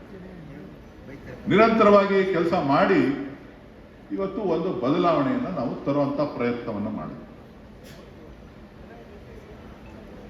ನಮ್ಮ ರೈತರಿಗೆ ನಾನು ಹೋದಾಗೆಲ್ಲ ಹೇಳ್ತಾ ಇರ್ತೀನಿ, ನಾನು ಮೊನ್ನೆ ಚೈನಾಗ ಹೋಗಿದ್ದೆ ಅಂತ ಹೇಳಿದ್ರು. ಹೌದು, ನಾನು ಚೈನಾಗ ಹೋಗಿದ್ದೆ. ನಾನು ಇವತ್ತಿಂದ ಅಲ್ಲ, 25 ವರ್ಷದಿಂದ ಹೋಗ್ತೀನಿ ಚೈನಾ. ಇವತ್ತಿಂದ ಏನಲ್ಲ, ನಾನು ಒಂದು 30 ಸಾರಿ ಹೋಗಿರ್ಬೇಕು. ನಾನು ಚೈನಾ, ಯುರೋಪ್, ಬೇರೆ ಬೇರೆ ದೇಶಗಳಿಗೆ ಹೋದಾಗ ಬೇರೆ ಬೇರೆ ರಾಜ್ಯದಲ್ಲಿ ಬೇರೆ ಬೇರೆ ದೇಶ 1500 ಹಸು ಇತ್ತು. ಒಂದು 15 ಎಕರೆ ಜಾಗ. ಆ 15 ಎಕರೆ ಜಾಗದಲ್ಲಿ ಒಂದು 3 ಶೆಡ್ ಕಟ್ಟಿದ್ವಿ. ಇಷ್ಟು ದೊಡ್ಡಲ್ಲ, ಇಷ್ಟಿಷ್ಟು ಒಂದೊಂದು ಶೆಡ್ ಇಷ್ಟಿಷ್ಟು ಅಂತ ಕಾಣಿಸುತ್ತೆ. 3 ಶೆಡ್ ಕಟ್ಟಿದ್ವಿ. ಆ 3 ಶೆಡ್ ಒಳಗಡೆ 1,500 ಹಸುಗಳಿತ್ತು. ಅದರಲ್ಲಿ 500 ಆಲ್ಕರಿಯ ಹಸುಗಳಿತ್ತು, 500 ಫಲ ಇರೋ ಹಸುಗಳಿತ್ತು, 500 ಕರುಗಳಿತ್ತು. ನಾನು ಕೇಳಿದೆ, ಫಲ ಕೊಟ್ಟಿಗಿರಲ್ಲ, ಫಲ ಕೊಟ್ಟ ಮೇಲೆ ಎಷ್ಟು ಹಸುಗಳು ಹೆಣ್ಕರುಗಳು ಹುಡ್ತವೆ? ಅವ್ರು ಹೇಳಿದ್ರು 95 to 99% ಹೆಣ್ಗರುಗಳೇ ಹುಡ್ತವೆ. 6-7 ಅಂತೇಳಿ ಅದಕ್ಕೆ ಇಂಜೆಕ್ಟ್ ಮಾಡ್ತಾರೆ. ಇಂಜೆಕ್ಟ್ ಮಾಡಿದಾಗ 99% ಶೇಕಡ ಹೆಣ್ಕರುಗಳು ಹುಡ್ತದೆ. ನಮ್ಮಲ್ಲಿ ಎಷ್ಟು ಹುಡ್ತದೆ? ನಾವು ಕೊಡೋದ್ರಲ್ಲಿ ಎಷ್ಟು ಹುಡ್ತದಪ್ಪ ನಮ್ಮ ರೈತರು? 30% ಅಲ್ವಾ? ಈಗ ನಾನೇನಾರ ಒತ್ತಡ ಮಾಡ್ತು ಅಂತ ಅಂದ್ರೆ, ಸೂರಿ ಸರಿ ಇಲ್ಲ, ನಮ್ಮ ಅಧ್ಯಕ್ಷರು ಸರಿ ಇಲ್ಲ, ನಮ್ಗೇನೇನೋ ಕೆಲಸ ಕೊಡ್ತಾನೆ, ನಾವ್ ಹೆಂಗೋ ನೆಮ್ಮದಿಯಾಗಿದ್ದೋ, ಇಲ್ದೇ ಇರೋದನ್ನೆಲ್ಲ ಮಾಡ್ತೀನಿ. ನನ್ನ ಉದ್ದೇಶ ಏನು ಅಂತ ಹೇಳಿದ್ರೆ, ನಾನು ಅಧಿಕಾರಿಗಳಿಗೆ ತೊಂದರೆ ಕೊಡಬೇಕು ಅಂತಲ್ಲ, ನಮ್ಮ ರೈತರಿಗೆ ಒಳ್ಳೇದು ಮಾಡಬೇಕು ಅಂತ ಹೇಳಿ. ಒಬ್ಬನಿಗೆ 1 ಹಸುಗೆ ಪ್ರತಿ ವರ್ಷ ಹೆಣ್ಗರು ಹುಟ್ಟು ಅಂತ ಅಂದ್ರೆ ಅವನಿಗೆ 70,000ದಿಂದ 1 ಲಕ್ಷ ರೂಪಾಯಿ ಆದಾಯ ಹೆಚ್ಚಿಗೆ ಆಗ್ತದೆ. ನಮ್ಮ ರೈತರುಗಳದ್ದು ತಪ್ಪೇನಪ್ಪ ಅಂತ ಅಂದ್ರೆ ಎಲ್ಲ ಫ್ರೀ ಕೇಳ್ತಾರೆ, ಎಲ್ಲ ಪುಕ್ಷಟೆಗೆ. ಸೆಮನ್ ಹಾಕ್ಸ್ಕೊಡಿ ಅಂತ ಅಂದ್ರೆ ಅದಕ್ಕೂ ಫ್ರೀ ಕೇಳ್ತಾರೆ. ಅದು ಫ್ರೀ ಕೊಡೋದಿಲ್ವಾ? ಅದಕ್ಕೆ ಯಾಕೆ 100 ರೂಪಾಯಿ ಕಟ್ಟಬೇಕು, ಅದಕ್ಕೆ ಯಾಕೆ 500 ರೂಪಾಯಿ ಕಟ್ಟಬೇಕು, ಅದಕ್ಕೆ ಯಾಕೆ 1000 ರೂಪಾಯಿ ಕಟ್ಟಬೇಕು? ನಿಮ್ಗೆ ಲಾಭ ಬರುತ್ತೆ ರೀ. ಸರ್ಕಾರ ಕೊಡ್ತಕ್ಕಂಥದ್ದು, ನಮ್ಮವ್ರು ಯಾರೋ ಕೊಡ್ತಕ್ಕಂಥದ್ದು 7 ಲೀಟರ್ 8 ಲೀಟರ್ ಹಾಲು ಕೊಡ್ತದೆ. ನಾನು ಕೇಳಿದೆ, ಎಷ್ಟು ಲೀಟರ್ ಹಾಲು ಬರ್ತದೆ? ಅವ್ರು ಹೇಳಿದ್ರು ಒಟ್ಟು 25,000 ಲೀಟರ್ ಹಾಲು ಪ್ರತಿನಿತ್ಯ ಬರ್ತಾ ಇದೆ ಅಂತ ಹೇಳಿ. 500 ಹಸುವಿಂದ 25,000 ಲೀಟರ್ ಹಾಲು ಬರ್ತಾ ಇದೆ. 25,000 ಲೀಟರ್ ಹಾಲು ಅಂತ ಅಂದ್ರೆ ಒಂದು ಹಸು ಎಷ್ಟು ಕರೀತದೆ ಅಂತ ಅಂದ್ರೆ, ಅವರು ಆವರೇಜ್ 50ರಿಂದ 60, 70 ಲೀಟರ್ ವರೆಗೂ ಹಾಲು ಕರೀತದೆ. ಎಷ್ಟು ಲೀಟ್ರು? ನಮ್ಮ ಹಸು ಎಷ್ಟು ಕರೀತವೆ ನಿಮ್ಮ ಮನೇಲಿರೋದು? ಎಷ್ಟು? 6, 7, 8, 9, 10 ಅಲ್ಲಿ ಮುಗೀತು. ಇನ್ಯಾರೋ ಕಷ್ಟಪಟ್ಟು ಅವ್ರು ಯಾರೋ ಡೈರಿಲಿ ನಾವು ನಮ್ಮ ಪ್ರೋತ್ಸಾಹ ಕೊಡ್ತೀವಿ, ಪ್ರೈಸ್ ಕೊಡ್ತೀವಿ, ಹಂಗೆ ಹಿಂಗೆ ಅಂತ ಅಂದ್ರೆ ಒಂದೊಂದು ತಾಲೂಕಲ್ಲಿ 5-6 ಜನ 20 ಲೀಟರ್ ಕರಿಯೋನ, 25 ಲೀಟರ್ ಕರಿಯೋನ ತಂದು ಏನೋ ಒಂದಷ್ಟು ಪೋಷಣೆ ಮಾಡಿ ಒಂದಷ್ಟು ಜನ ಒಂದು 100 ಹಸು ಇಟ್ಕೊಂಡಿರ್ಬೇಕು. ಏನ್ ವ್ಯತ್ಯಾಸ? ನನ್ನ ಜೊತೆಲಿ ಬಂದಿದ್ದವ್ರು ಹೇಳ್ತಾ ಇದ್ರು, ಚೈನಾದಲ್ಲಿ ಹಾಲು ಕರಿಯ ಹಸುಗಳಿಗೂ ಅಷ್ಟೊಂದು ಪ್ರೆಷರ್ ಕೊಟ್ಟು 70 ಲೀಟರ್ ಕರ್ಸ್ತಾವ್ರೆ. ಶ್ರೀಕಂಠ ಅವರೇ, 70 ಲೀಟರ್ ಹಾಲು ಕರ್ಸ್ತಾರೆ. ಎಷ್ಟು ಟೈಮ್ ಹಾಲು ಕರೀತಾರೆ? 3 ಟೈಮ್ ಹಾಲು ಕರೀತಾರೆ. ನಿಂತ್ಕೊಂಡಿದ ತಕ್ಷಣ ಮಿಷಿನ್ ಹಾಕ್ತಾರೆ, ಟೆಸ್ಟ್ ಮಾಡ್ತಾರೆ ಕ್ವಾಲಿಟಿನ. ಅವತ್ತೊಂದು ಕೆತ್ಲಿಗೆ ಹಾಕ್ತಾರೆ. ಕೆತ್ಲಿಗೆ ಹಾಕಿದ ತಕ್ಷಣ 10 ನಿಮಿಷಕ್ಕೆ ಹಾಲು ಕರ್ದಾಗುತ್ತೆ. ಕರ್ದಾಗಿದ ತಕ್ಷಣ 15 ನಿಮಿಷಕ್ಕೆ ತಿರ್ಗಾ ವಾಪಸ್ ಹೋಗಿ ನೀರು ಕುಡ್ಕೊಂಡು ಅವ್ರವ್ರಿಗೆ ಕೊಟ್ಟಿಗೆಗೆ ಹೋಗಿ ನಿಂತ್ಕೋತಾವೆ ಎಲ್ಲ ಪಟ ಪಟ ಪಟ ಪಟ ಅಂತ. ಯಾಕೆ ಹೇಳ್ತಾ ಇದ್ದೀನಿ ಈ ಮಾತನ್ನ ಅಂದ್ರೆ, ನಮ್ಮ ರೈತರು ಇದ್ದಾರೆ, ರೈತರ ಮಕ್ಕಳು ನೀವಿದ್ದೀರಿ. ನೀವು ಯಾವ ರೀತಿಯಾಗಿ ನಿಮ್ಮ ತಂದೆ ತಾಯಂದಿರನ್ನ ಯಾವ ರೀತಿ ಸಿದ್ಧತೆಯನ್ನ ಮಾಡಬೇಕು ಅಂತ ಹೇಳಿ, ಒಂದು ಹೆಣ್ಗರುಗಳನ್ನ ಹಾಕ್ತಕ್ಕಂಥದ್ದು, ಒಂದು ಹಾಲಿನ ಹೆಚ್ಚಿಗೆ ಮಾಡ್ತಕ್ಕಂಥದ್ದು, ಒಳ್ಳೆ ತಳಿಗಳನ್ನ ನೀವು ತರ್ತಕ್ಕಂಥದ್ದಕ್ಕೆ ನೀವು ನಿಮ್ಮ ತಂದೆ ತಾಯಿಗೆ ಸಹಕಾರ ಕೊಡ್ತಕ್ಕಂಥದ್ದು. ನಮ್ಮವ್ರು ಏನೇ ಹೇಳಿ, ನೀವು ಅದಕ್ಕೆ ಹೆಚ್ಚು ಕಷ್ಟಪಡ್ತಾ ಇದ್ದೀರಾ ಇಲ್ವಾ? ನಿಮ್ಮ ಅಪ್ಪ ಅಮ್ಮ ಕಷ್ಟಪಡ್ತಾರಾ ಇಲ್ವಾ? 5 ಗಂಟೆಗೆ 4 ಗಂಟೆಗೆ ಎದ್ದು ಅಲ್ಲಿಗೆ ನೀರು ಕುಡಿಸಿ ಮೇವು ಹಾಕಿ ಫೀಡ್ಸ್ ಹಾಕಿ ಮಾಡ್ತಾರಾ ಇಲ್ವಾ? ಅದು 1 ಹಸು ಕಟ್ಕೊಂಡು ಮಾಡಿದ್ರು ಅಷ್ಟೇ, 2 ಹಸು ಕಟ್ಕೊಂಡು ಮಾಡಿದ್ರು ಅಷ್ಟೇ, 4 ಹಸು ಕಟ್ಕೊಂಡು ಮಾಡಿದ್ರು ಅಷ್ಟೇ. ನೀವು 4 ಹಸು ಕಟ್ಕೊಂಡು ಮಾಡ್ತು ಅಂದ್ರೆ ನಿಮ್ಗೆ ಹೆಚ್ಚಿನ ಲಾಭ ಸಿಗ್ತದೆ. 6 ಲೀಟರ್ 8 ಲೀಟರ್ ಕರಿಯೋ ಜಾಗದಲ್ಲಿ 15 ಲೀಟರ್ 20 ಲೀಟರ್ ಕರೀತು ಅಂತ ಅಂದ್ರೆ ಅದನ್ನ ಪೋಷಣೆ ಮಾಡ್ತಕ್ಕಂಥದ್ದು ದುಬಾರಿ ಆಗ್ಬೋದು, ಹೆಚ್ಚಿಗೆ ಆಗ್ಬೋದು. ಆದ್ರೆ ನೀವು ಮಾಡ್ಲಿಕ್ಕೆ ಅವಕಾಶ ಇದೆಯಲ್ಲ. ನಾನು ಕೇಳಿದೆ ಎಷ್ಟು ಲೀಟರ್ ಹಾಲಿಗೆ ಏನ್ ಬೆಲೆ ಅಂತ ಹೇಳಿ, ಕನ್ವರ್ಷನ್ ನಾನು ಲೆಕ್ಕ ಹಾಕಿದೆ ಎಷ್ಟು. ಅವ್ರು ಹೇಳಿದ್ರು 3.25 RMB ಅಂತ. ಅಂದ್ರೆ ನಮ್ಮ ಲೆಕ್ಕದಲ್ಲಿ 33ರಿಂದ 35 ರೂಪಾಯಿ. ಅವ್ರೇನು ಜಾಸ್ತಿ ಏನು ಹೇಳಿದ್ರು, ನಾನು ಇನ್ನೂ 2-3 ಕಡೆ ಕೇಳಿದ್ವಿ, ಬೇರೆ ಬೇರೆ ದೇಶಗಳು ಎಷ್ಟು ಹಾಲಿನ ರೇಟು ಅಂತ ಹೇಳಿ. 35 ರೂಪಾಯಿ ಅಂತ ಹೇಳಿ, 33ರಿಂದ 35 ರೂಪಾಯಿ ಅಂತ ಹೇಳಿ. ಸೊ ಯಾಕೆ ಹೇಳ್ತಾ ಇದ್ದೀನಿ ಈ ಮಾತನ್ನ ಅಂತ ಹೇಳಿದ್ರೆ, ನಮ್ಮ ಆಲೋಚನೆಗಳನ್ನ ನಾವು ಬದಲಾವಣೆಯನ್ನ ನಾವು ಮಾಡ್ಕೊಳ್ಬೇಕು. ನಮ್ಮ ಆಲೋಚನೆಗಳನ್ನ ನಾವು ಬದಲಾವಣೆ ಮಾಡಿಕೊಂಡು ಒಂದು ಯಶಸ್ಸಿಗೆ ಹೆಜ್ಜೆ ಹಾಕ್ಬೇಕು ಅಂತ ಹೇಳಿದ್ರೆ, ನೀವೆಲ್ಲ ವಿದ್ಯಾರ್ಥಿಗಳಿಗೆ ನಾನು ಇವತ್ತು ಉದ್ಯೋಗ ಸಮಸ್ಯೆ ಎದುರಿಸ್ತಾ ಇದ್ದೀವಿ. ನಾವು ನಮ್ಮ ಆಡಳಿತ ಮಂಡಳಿ ಕಳೆದ ಜನರಲ್ ಬಾಡಿನಲ್ಲಿ ನಾವು ಒಂದು ತೀರ್ಮಾನ ಮಾಡಿದ್ವಿ. ಯಾರು ರೈತರ ಮಕ್ಕಳು ಹಾಲಾಗ್ತಾ ಇದ್ದಾರೆ, ಆ ಹಾಲಾಗ್ತಕ್ಕಂಥ ಮಕ್ಕಳಿಗೆ ಮುಂದಿನ ದಿನಗಳಲ್ಲಿ ನಾವು ಕೆಲಸಕ್ಕೆ ಏನಾರ ಬೊಮ್ಮೂಲ ಒಕ್ಕೂಟದಿಂದ ಕರೆದಾಗ ಅವ್ರಿಗೆ 30% ರಿಸರ್ವೇಶನ್ ಕೊಡಬೇಕು ಅಂತ. ಯಾರ ಮಕ್ಕಳಿಗೆ? ರೈತರ ಹಾಲಾಗ್ತಕ್ಕಂಥ ಹಾಲು ಉತ್ಪಾದಕರ ಮಕ್ಕಳಿಗೆ. ನಮ್ಮ ಕಾರ್ಮಿಕರಿಗೆ ಅವ್ರಿಗೊಂದು 10% ಕೊಡಬೇಕು.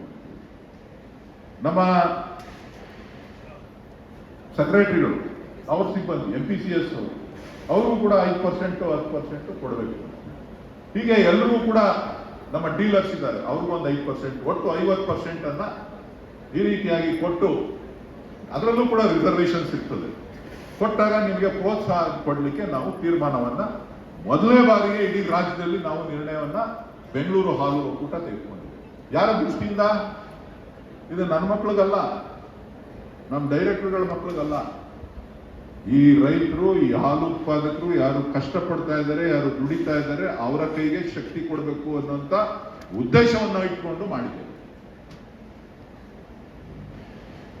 ಸೊ ಹಾಗಾಗಿ ಇವತ್ತು ನಾವೆಲ್ಲ ರೀತಿಯಲ್ಲೂ ಕೂಡ ನಾವು ಸಜ್ಜಾಗಿ ಈ ಒಕ್ಕೂಟವನ್ನ ಮುನ್ನಡೆಸುವಂತ ಕೆಲಸವನ್ನ ಇವತ್ತು ನಾವು ಮಾಡ್ತಾ ಇದ್ದೇವೆ.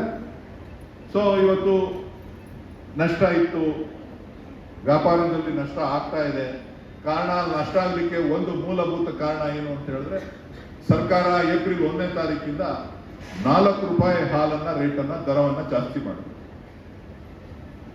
ನಮ್ಮ ಒಕ್ಕೂಟದಲ್ಲಿ 1,05,00,000 ಲೀಟರ್ ಹಾಲು ನಂದಿನಿ KMF ಕೆಳಗಡೆ ನಾವು ಸಂಗ್ರಹಣೆಯನ್ನ ಮಾಡ್ತೀವಿ.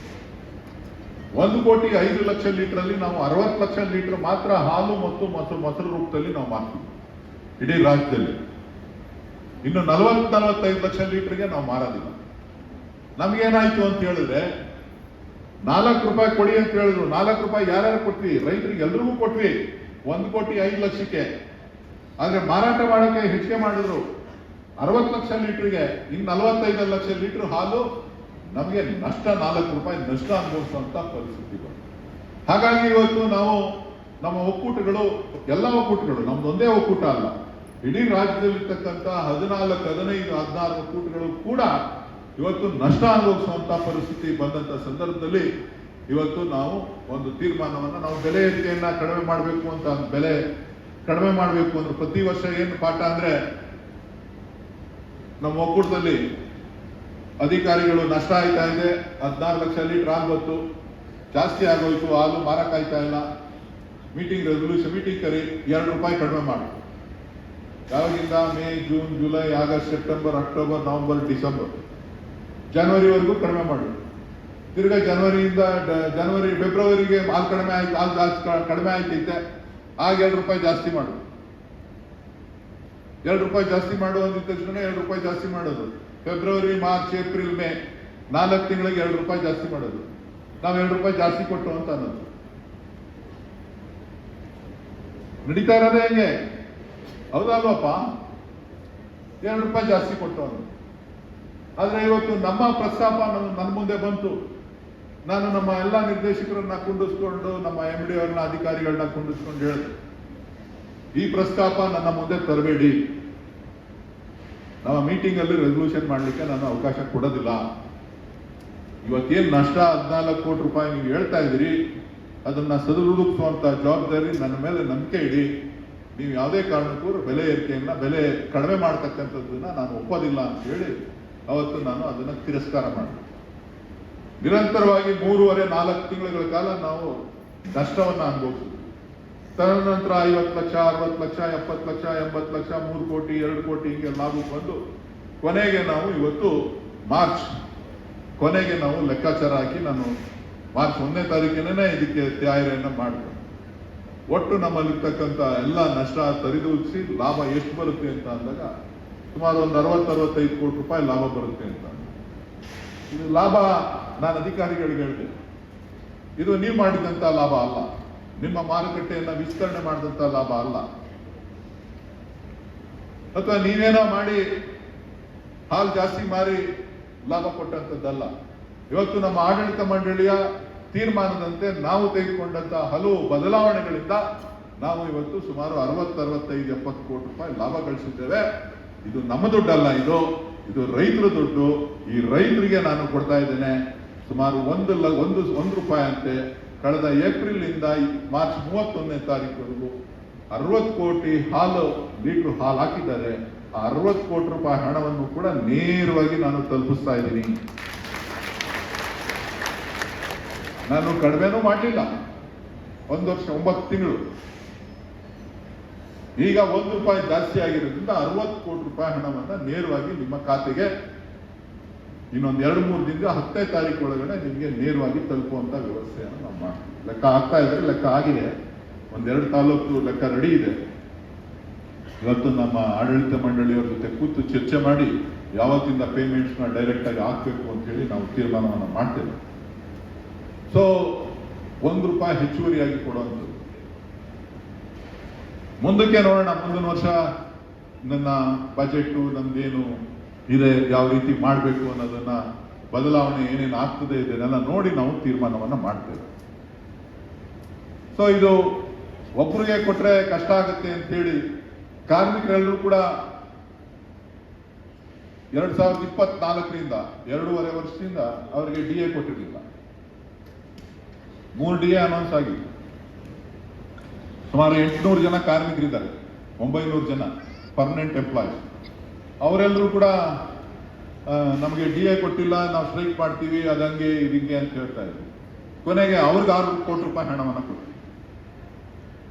ಅವ್ರಿಗೂ DA ಪೂರ್ತಿ 3 DA ಇತ್ತು, ಅವ್ರಿಗೂ ಕೂಡ 6 ಕೋಟಿ ರೂಪಾಯಿ ಹಣವನ್ನ ಒಂದೇ ಸಾರಿ ಕ್ಲಿಯರ್ ಮಾಡಲಿಕ್ಕೆ ಆದೇಶವನ್ನು ಕೊಟ್ಟರು. ನಮ್ಮ MPCS ಅವರು ಸೆಕ್ರೆಟರಿ ಸಿಬ್ಬಂದಿ ವರ್ಗ, ಅವರು ಪ್ರತಿನಿತ್ಯ ಕಷ್ಟಪಡ್ತಾರೆ. ಅವ್ರಿಗೆ ಒಂದು ಒಕ್ಕೂಟಕ್ಕೆ ಒಂದು ಹಾಲು MPCSಗೆ 15,000 ರೂಪಾಯಿ ಕೊಡಬೇಕು ಅಂತ ಹೇಳಿ ಅವರಿಗೆ ಸುಮಾರು 6 ಕೋಟಿ ರೂಪಾಯಿ, 3.5 ಕೋಟಿ ರೂಪಾಯಿ ಹಣ ಕೊಡ್ತಾರೆ. ಬಹಳ ಕಷ್ಟಪಡೋರು ಯಾರು ಅಂತ ಹೇಳಿದ್ರೆ ಈ ಮಧ್ಯದಲ್ಲಿ ಗುತ್ತಿಗೆ ಕಾರ್ಮಿಕರು. ಈ ಗುತ್ತಿಗೆ ಕಾರ್ಮಿಕರು ಏನು ಅಂತ ಅಂದ್ರೆ ಕಾಂಟ್ರಾಕ್ಟ್ ಲೇಬರ್ಸ್. ನಾವು 1800 ಜನ ಇಟ್ಕೊಂಡಿದ್ದೀವಿ. ಕೆಲವರು 180 ದಿನ ಕೆಲಸ ಮಾಡಿದ್ದಾರೆ, ಕೆಲವರು 200 ದಿನ ಕೆಲಸ ಮಾಡಿದ್ದಾರೆ, ಕೆಲವರು 280 ದಿನ ಕೆಲಸ ಮಾಡಿದ್ದಾರೆ, ಕೆಲವರು 300 ದಿನ ಕೆಲಸ ಮಾಡಿದ್ದಾರೆ. ಅವರೆಲ್ಲರಿಗೂ ಕೂಡ ನಿಜವಾಗ್ಲೂ ಕೆಲಸ ಮಾಡೋರು ಅವರೇ. ಈ ಮಿಕ್ಕದವರೆಲ್ಲ ನಮ್ಮವರೆಲ್ಲ ಬಟ್ಟೆ ಹಾಕೊಂಡು ಕ್ಲೀನಾಗೆ ಶಿಸ್ತಾಗೆ ಯೂನಿಫಾರ್ಮ್ ಕೊಟ್ಟಿದ್ದೀವಿ ಅಂತ ಹೇಳಿ, ಟ್ಯಾಗ್ ಕೊಟ್ಟಿದ್ದೀವಿ ಅಂತ ಹೇಳಿ ಅವರು ಇವ್ರ ಹತ್ರ ಕೆಲಸ ಮಾಡಿಸ್ತಾ ಕೂತ್ಕೋತಾರೆ. ಸೊ ನಾನು ಅವ್ರನ್ನ ಬಿಡಬಾರ್ದು ಅಂತ ಹೇಳಿ ಅವ್ರಿಗೆ 5,000 ರೂಪಾಯಿ ಅಷ್ಟು ಗಿಫ್ಟ್ ಅನ್ನ ಕೊಡಬೇಕು ಅಂತ ತೀರ್ಮಾನ ಮಾಡಿ ಇವತ್ತು 10,000 ರೂಪಾಯಿ ಗಿಫ್ಟ್ ಅನ್ನ ಅವ್ರಿಗೆ ಕೊಡ್ತಾ ಇದ್ದೀವಿ. ಗಿಫ್ಟ್ ಪ್ಯಾಕ್ ಅನ್ನ ಈಗ ವಿತರಣೆಯನ್ನ ಇಲ್ಲಿ ಸುಮಾರು 500 ಜನ ಇದ್ದಾರೆ, ಅಲ್ಲಿ ಒಕ್ಕೂಟದಲ್ಲಿ 1000 ಜನ ಇದ್ದಾರೆ. ಒಟ್ಟು 1800 ಜನಕ್ಕೆ ಸುಮಾರು ಕೊಡ್ತಾ ಇದ್ದೀವಿ. ಹೀಗೆ ಎಲ್ಲರನ್ನೂ ಕೂಡ ಇವತ್ತು ನಾವು ಒಂದೊಂದಾಗಿ ಪ್ರತಿ ವಿಚಾರದಲ್ಲೂ ನಾವು ಬದಲಾವಣೆಯನ್ನು ತರುವಂತ ಪ್ರಯತ್ನವನ್ನು ನಾವು ಮಾಡ್ತಾ ಇದ್ದೀವಿ. ನಾನಾದ್ರೂ ತಮ್ಗೆ ಹೇಳ್ತಕ್ಕಂಥದ್ದು ಇಷ್ಟೇ, ಹಾಲು ಉತ್ಪಾದಕರು ಅಂತ ಅಂದ್ರೆ ನಮ್ಮ ಜಿಲ್ಲೆ ಬಹಳ ವಿಶೇಷವಾದಂತ ಜಿಲ್ಲೆ. ಒಂದು ರೇಷ್ಮೆ, ಒಂದು ಹಾಲು, ಅತಿ ಹೆಚ್ಚು ಹಾಲನ್ನ ಆಗ್ತಾ ಇರ್ತಕ್ಕಂಥ ಜಿಲ್ಲೆ ನಮ್ದು. 4 ತಾಲೂಕುಗಳಿಂದ ಸುಮಾರು 11-12 ಲಕ್ಷ ಲೀಟರ್ ಹಾಲು ನಾವು ಉತ್ಪತ್ತಿಯನ್ನ ಮಾಡ್ತಾ ಇದ್ದೀವಿ. ನಮ್ಮ ಗುರಿ ಇನ್ನ ಜಾಸ್ತಿ ಇದೆ. ನಾವು ಸಾಲ ಕೂಡ ಕೊಡ್ತಾ ಇದ್ದೀವಿ. ಸಾಲ ಸುಮಾರು 680 ಜನಕ್ಕೆ ಸಾಲ ಕೊಟ್ಟಿದ್ದೀವಿ. ಈಗ ನಾವು ಬಂದ ಮೇಲೆ. ಅದರಿಂದ ಸುಮಾರು 7,000 ಲೀಟ್ರ್ ಹಾಲು ಕೂಡ ಜಾಸ್ತಿ ಆಗಿದೆ. ನಮ್ದು ಇನ್ನೂ ಗುರಿ ಬಹಳಷ್ಟಿದೆ. ಒಟ್ಟು ಇನ್ನೂ 50,000 ಲೀಟ್ರ್ ಕನಕಪುರದಲ್ಲೇ ಜಾಸ್ತಿ ಮಾಡಬೇಕು ಅಂತಕ್ಕಂಥ ಗುರಿಯನ್ನು ಇಟ್ಕೊಂಡಿದ್ದೇವೆ. ಮಾರುಕಟ್ಟೆಯನ್ನು ವಿಸ್ತರಣೆ ಮಾಡಬೇಕು ಅಂತೇಳಿ ಇಟ್ಕೊಂಡಿದ್ದೇವೆ. ಹೀಗೆ ಅನೇಕ ಬದಲಾವಣೆಗಳ ಬಗ್ಗೆ ಚಿಂತನೆಯನ್ನು ನಾವು ಮಾಡ್ತಾ ಇದ್ದೇವೆ. ನಿಮ್ಮ ಮಕ್ಕಳಿಗೆ ಪ್ರೋತ್ಸಾಹ ಕೊಡಬೇಕು ಅಂತಕ್ಕಂಥ ಗುರಿ ಇನ್ನೂ ಹೆಚ್ಚಿಗೆ ಮಾಡಬೇಕು ಅಂತಕ್ಕಂಥ ಪ್ರಸ್ತಾವ ಕೂಡ ನಿಮಗೆ ಪ್ರೋತ್ಸಾಹದನ್ನು ಇವತ್ತೇನು ನಾವು ಕೊಡ್ತಾ ಇದ್ದೀವಿ, ಅದನ್ನು ಕೂಡ ಹೆಚ್ಚಿಗೆ ಮಾಡಬೇಕು ಅಂತಕ್ಕಂಥ ವಿಚಾರಗಳನ್ನು ನಮ್ಮ ನಿರ್ದೇಶಕರುಗಳೆಲ್ಲರೂ ಕೂಡ ಇಟ್ಕೊಂಡಿದ್ದಾರೆ. ಅದರ ಆಗು ಹೋಗುಗಳನ್ನು, ಆರ್ಥಿಕ ವಿಚಾರಗಳನ್ನು ಗಮನದಲ್ಲಿ ಇಟ್ಕೊಂಡು ಏನು ಮಾಡಬೇಕು ಅಂತೇಳಿ ರೈತರಿಗೆ ರಬ್ಬರ್ ಮ್ಯಾಟ್ ಕೊಡ್ತಾ ಇದ್ದೀವಿ, ಹಾಲ್ ಮಿಲ್ಕಿಂಗ್ ಮಿಷಿನ್ ಕೊಡ್ತಾ ಇದ್ದೀವಿ. ಹೀಗೆ ಬೇರೆ ಬೇರೆ ರೀತಿಯ ಯೋಜನೆಗಳನ್ನು ನಾವು ರೂಪಿಸ್ತಾ ಇದ್ದೀವಿ. ಸೊ ಒಟ್ಟಾರೆ ನಮ್ಮ ಉದ್ದೇಶ ರೈತರಿಗೆ ಶಕ್ತಿ ಕೊಡಬೇಕು, ಶಕ್ತಿ ತುಂಬಬೇಕು ಅಂತೇಳಿ. ಮಾನ್ಯ ಡಿ ಕೆ ಶಿವಕುಮಾರ್ ಅವರಿಗೆ ಶಕ್ತಿ ತುಂಬಿದ್ರೆ ಈ ಕ್ಷೇತ್ರದಲ್ಲಿ ನೀವೇನು ಶಕ್ತಿ ಕೊಟ್ಟಿದ್ದೀರಿ, ಈ ಜಿಲ್ಲೆಯ ಜನ, ಈ ರಾಜ್ಯದ ಜನ ಏನು ಆಶೀರ್ವಾದ ಮಾಡಿದಿರಿ, ಅವರ ನೇತೃತ್ವದಲ್ಲಿ ನಾವು ಕೆಲಸವನ್ನು ಮಾಡಬೇಕು ಅಂತಕ್ಕಂಥ ದೃಷ್ಟಿಯಿಂದ ಇವತ್ತು ನಾವು ಮಾಡಿದ್ದೇವೆ. ಸೊ ಇನ್ನೂ ಅನೇಕ ವಿಚಾರಗಳಿದೆ, ನಾನು ಮಾತಾಡಲಿಕ್ಕೆ, ಅಂದರೆ ಬೇರೆ ಸಂದರ್ಭದಲ್ಲಿ ನಾನು ಮಾತನಾಡ್ತೇನೆ. ನಾನು ನಿಮ್ಗೆ ಹೇಳೋದಿಷ್ಟೇ, ಧೈರ್ಯವಾಗಿರಿ. ನಿಮ್ಮ ಜೊತೆ ನಾನು ಅಣ್ಣನಾಗಿ, ತಮ್ಮನಾಗಿ, ಸಹೋದರನಾಗಿ, ಬಂಧುವಾಗಿ, ಬಳಗವಾಗಿ ನೀವೇ ನಮಗೆಲ್ಲ. ನಿಮ್ಮ ಜೊತೆ ಪ್ರತಿ ಹಂತದಲ್ಲೂ ನಿಮ್ಮ ಏಳಿಗೆಗೋಸ್ಕರ, ಈ ತಾಲೂಕಿನ ಬದಲಾವಣೆಗೋಸ್ಕರ, ಈ ತಾಲೂಕಿನಲ್ಲಿ ಇನ್ನು ಮುಂದಿನ ದಿನಗಳಲ್ಲಿ ಸಾಕಷ್ಟು ಈ ಜಿಲ್ಲೆ ಬದಲಾವಣೆಯನ್ನು ನಾವು ಕಾಣ್ತೇವೆ. ನೀರಾವರಿಯಿಂದ ಹಿಡಿದು ಎಲ್ಲ ಕ್ಷೇತ್ರದಲ್ಲಿ ಇವತ್ತು ಡಿ ಕೆ ಶಿವಕುಮಾರ್ ಅವರಿಗೆ ಯಾವ ಇಲಾಖೆಯ ಅವಕಾಶ ಸಿಕ್ತು, ಆ ಇಲಾಖೆಯಲ್ಲೆಲ್ಲ ಕೂಡ ಬದಲಾವಣೆ ಈ ಜಿಲ್ಲೆಯಲ್ಲಿ ಕಂಡಿದೆ. ಇವತ್ತು ಇಂಧನ ಇಲಾಖೆನಲ್ಲಿದ್ದರು, ಎನರ್ಜಿ ಮಿನಿಸ್ಟರ್ ಆಗಿದ್ರು. ಈಗ ತಾಲೂಕಿನಲ್ಲಿ ಎಲ್ಲೂ ಕೂಡ ವೋಲ್ಟೇಜ್ ಸಮಸ್ಯೆ ಇಲ್ಲ, ಕರೆಂಟ್ ಸಮಸ್ಯೆ ಇಲ್ಲ. ಎಲ್ಲರ ಇದೆಯಾ? ಪ್ರೆಸ್ ಅವ್ರು ಎಲ್ಲರ ಇದೆಯೇನಪ್ಪ? ಪ್ರೆಸ್ ಅವರು ಹೇಳಿದ್ರು ಎಲ್ಲರ ಇದೆಯಾ? ಈಗ ನೀರಾವರಿ ಮಂತ್ರಿಗಳಾಗಿದ್ದಾರೆ, ನೀರಿನ ಸಮಸ್ಯೆ ಇಲ್ಲದೆ ಇದ್ದಂತೆ ನೋಡ್ಕೊತಾ ಇದ್ದಾರೆ. ಈಗೆಲ್ಲ ಕಡೆ ನೀರಿನ ಏನು ಕಾವೇರಿ ನೀರು, ಶಿಂಷಾ ನೀರು ಎಲ್ಲ ಕಡೆಯಿಂದ ಬರುವಂಥದ್ದು, ಸಂಸ್ಕರಿಸಿದಂಥ ನೀರು ಎಲ್ಲ ಕೆರೆಗಳಿಗೆ ತುಂಬಿಸುವಂಥ ಒಂದು ವಿಶೇಷವಾದಂಥ ಯೋಜನೆಗಳನ್ನು ರೂಪಿಸಿ ಎಲ್ಲೆಲ್ಲಿ ಸಾಧ್ಯ ಇದೆ ಎಲ್ಲ ಕಡೆ ನೀರನ್ನು, ಕೆರೆಗಳನ್ನು ತುಂಬಿಸಿ ಅಂತರ್ಜಲವನ್ನು ವೃದ್ಧಿ ಮಾಡುವಂಥ ಕೆಲಸವನ್ನು ಮಾಡ್ತಾರೆ. ಹೀಗೆ ಒಂದಲ್ಲ ಎರಡಲ್ಲ ಅನೇಕ ಅಭಿವೃದ್ಧಿ ಕೆಲಸಗಳನ್ನು ಹಮ್ಮಿಕೊಂಡು ನಾವು ರೈತರ ದೃಷ್ಟಿಯಿಂದ, ಈ ತಾಲೂಕಿನ ಭವಿಷ್ಯದ ವಿದ್ಯಾರ್ಥಿಗಳ ದೃಷ್ಟಿಯಿಂದ, ಯುವಕರ ದೃಷ್ಟಿಯಿಂದ ಏನು ಮಾಡಬೇಕು ಅಂತೇಳಿ ನಾವು ತೀರ್ಮಾನವನ್ನು ಮಾಡಿ ನಾವು ಹಂತ ಹಂತವಾಗಿ ನಾವು ಮಾಡ್ತಾ ಇದ್ದೇವೆ. ನಾನು ನಿಮ್ಗೆ ಹೇಳ್ತಕ್ಕಂಥದ್ದು ಇದು ಏನಪ್ಪ, ನಮ್ಮಪ್ಪ ಹಾಲು ಕರೀತಾರೆ, ನಮ್ಮಮ್ಮ ಹಾಲು ಕರೀತಾರೆ ಅಂತ ಹೇಳಿ ನೀವು ಬೇಜಾರು ಮಾಡಬೇಕು. ಯಾಕೆ ಅಂತ ಅಂದ್ರೆ ನೀವು ಹೆಮ್ಮೆಯಿಂದ ಹೇಳ್ಕೋಬೇಕು, ನಾವು ಈ ನಾಡಿನ ಹೆಮ್ಮೆಯ ರೈತರ ಮಕ್ಕಳು ಅಂತ ಹೇಳಿ ನೀವು ಹೇಳ್ಕೊಳ್ಳೋದಕ್ಕೆ ಖುಷಿ ಪಡಬೇಕು. ಮುಂದಿನ ದಿನಗಳಲ್ಲಿ ಉದ್ಯೋಗಗಳ ಸೃಷ್ಟಿ ಆಗೋದು ಎಲ್ಲಿ ಅಂತ ಹೇಳಿದ್ರೆ ಕೃಷಿ ಕ್ಷೇತ್ರದಲ್ಲಿ ಮಾತ್ರ. ಶ್ರೀಕಂಠ ಅವರಿದ್ದಾರೆ, ಅವರು MSc ಅಗ್ರಿಕಲ್ಚರ್, ಅವರು ಸೀಡ್ಸ್ ಕಂಪ್ನಿ ಎಲ್ಲ ಇಟ್ಟಿದ್ದಾರೆ. ಆರ್ಕ ಯಾರು ತಿಂತಿರ್ಲಿಲ್ಲ, ಇವತ್ತೆಲ್ಲ ಆರ್ಕ ಹುಡುಕ್ತಾರೆ. ನವಣೆ ಯಾರು ತಿಂತಿರ್ಲಿಲ್ಲ, ನವಣೆ ಅಂದ್ರೆ ಗೊತ್ತಾ? ಯಾರಿಗೂ ಗೊತ್ತಿಲ್ಲ. ನವಣೆ ಗೊತ್ತಾ? ನಿನ್ಗೆ ಗೊತ್ತು ಕಣಿಲ್ಲ, ಇವತ್ತು ನಿಮ್ಮ ಮಕ್ಕಳು ಗೊತ್ತಿರ್ಬೇಕಲ್ಲ, ಗೊತ್ತೇನಾ? ನವಣೆ ಯಾರ್ಯಾರು ಗೊತ್ತು ಮಕ್ಕಳು ಕೈ? ನಿಮ್ಮ ಅಪ್ಪ ಅಮ್ಮ ನಿಮ್ಮನ್ನ ಅಷ್ಟು ಚೆನ್ನಾಗಿ ಸಾಕ್ತಾ ಇದ್ದಾರೆ. ಏನ್ರಿ ಶ್ರೀಕಂಠ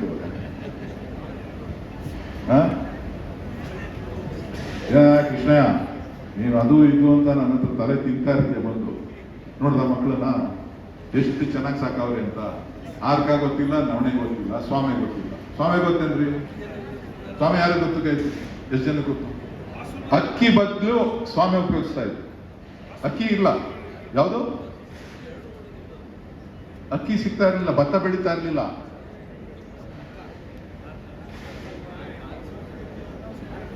ಆರ್ಕ ಸ್ವಾಮಿ ಹಾಕಿ ಆರ್ಕ ಹಾಕಿ ಭತ್ತ ಬೆಳೀತಾ ಇರಲಿಲ್ಲ. ಮಳೆ ಆಗುವಾಗ ಅಲ್ಲಲ್ಲೇ ಗುಡ್ಡೆ ಮಧ್ಯದಲ್ಲಿ ಅಲ್ಲಲ್ಲೇ ಎಲ್ಲಿ ತ್ಯಾವತ್ ಭೂಮಿ ಇರ್ತದೆ ಅಲ್ಲಿ ಆರ್ಕ ಹಾಕೋರು, ಸ್ವಾಮಿ ಹಾಕೋರು, ಅದೇ ಅನ್ನ. ನೋಡಿ, ನಿಮ್ಮನ್ನ ನಾನು ರೈತರ ಮಕ್ಕಳು ಅಂತ ಅಂದ್ರೆ ನಾನು ಎಲ್ಲೂ ಅಲ್ಲಪ್ಪ.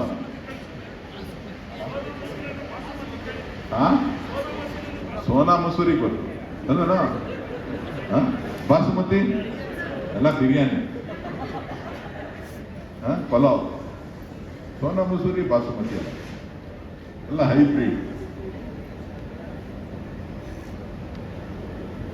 ಯಾಕೆ ನಿಮ್ಮ ಅಪ್ಪ ಅಮ್ಮದಿರು ನಿಮ್ಗೆ ಹೇಳ್ಕೊಡ್ಲಿಲ್ಲ ಅಂತ ಅಂದ್ರೆ, ನಾನು ಕೂಲಿ ಮಾಡಿ ನಿಮ್ಗೆ ಊಟ ಆಗ್ತಾ ಇದ್ದೀನಿ, ನಿಮ್ ಕಷ್ಟಪಟ್ಟು ಊಟ ಆಗ್ತಾ ಇದ್ದೀನಿ ಅಂತ ಯಾವತ್ತೂ ಹೇಳ್ಕೊಡ್ಲಿಲ್ಲ.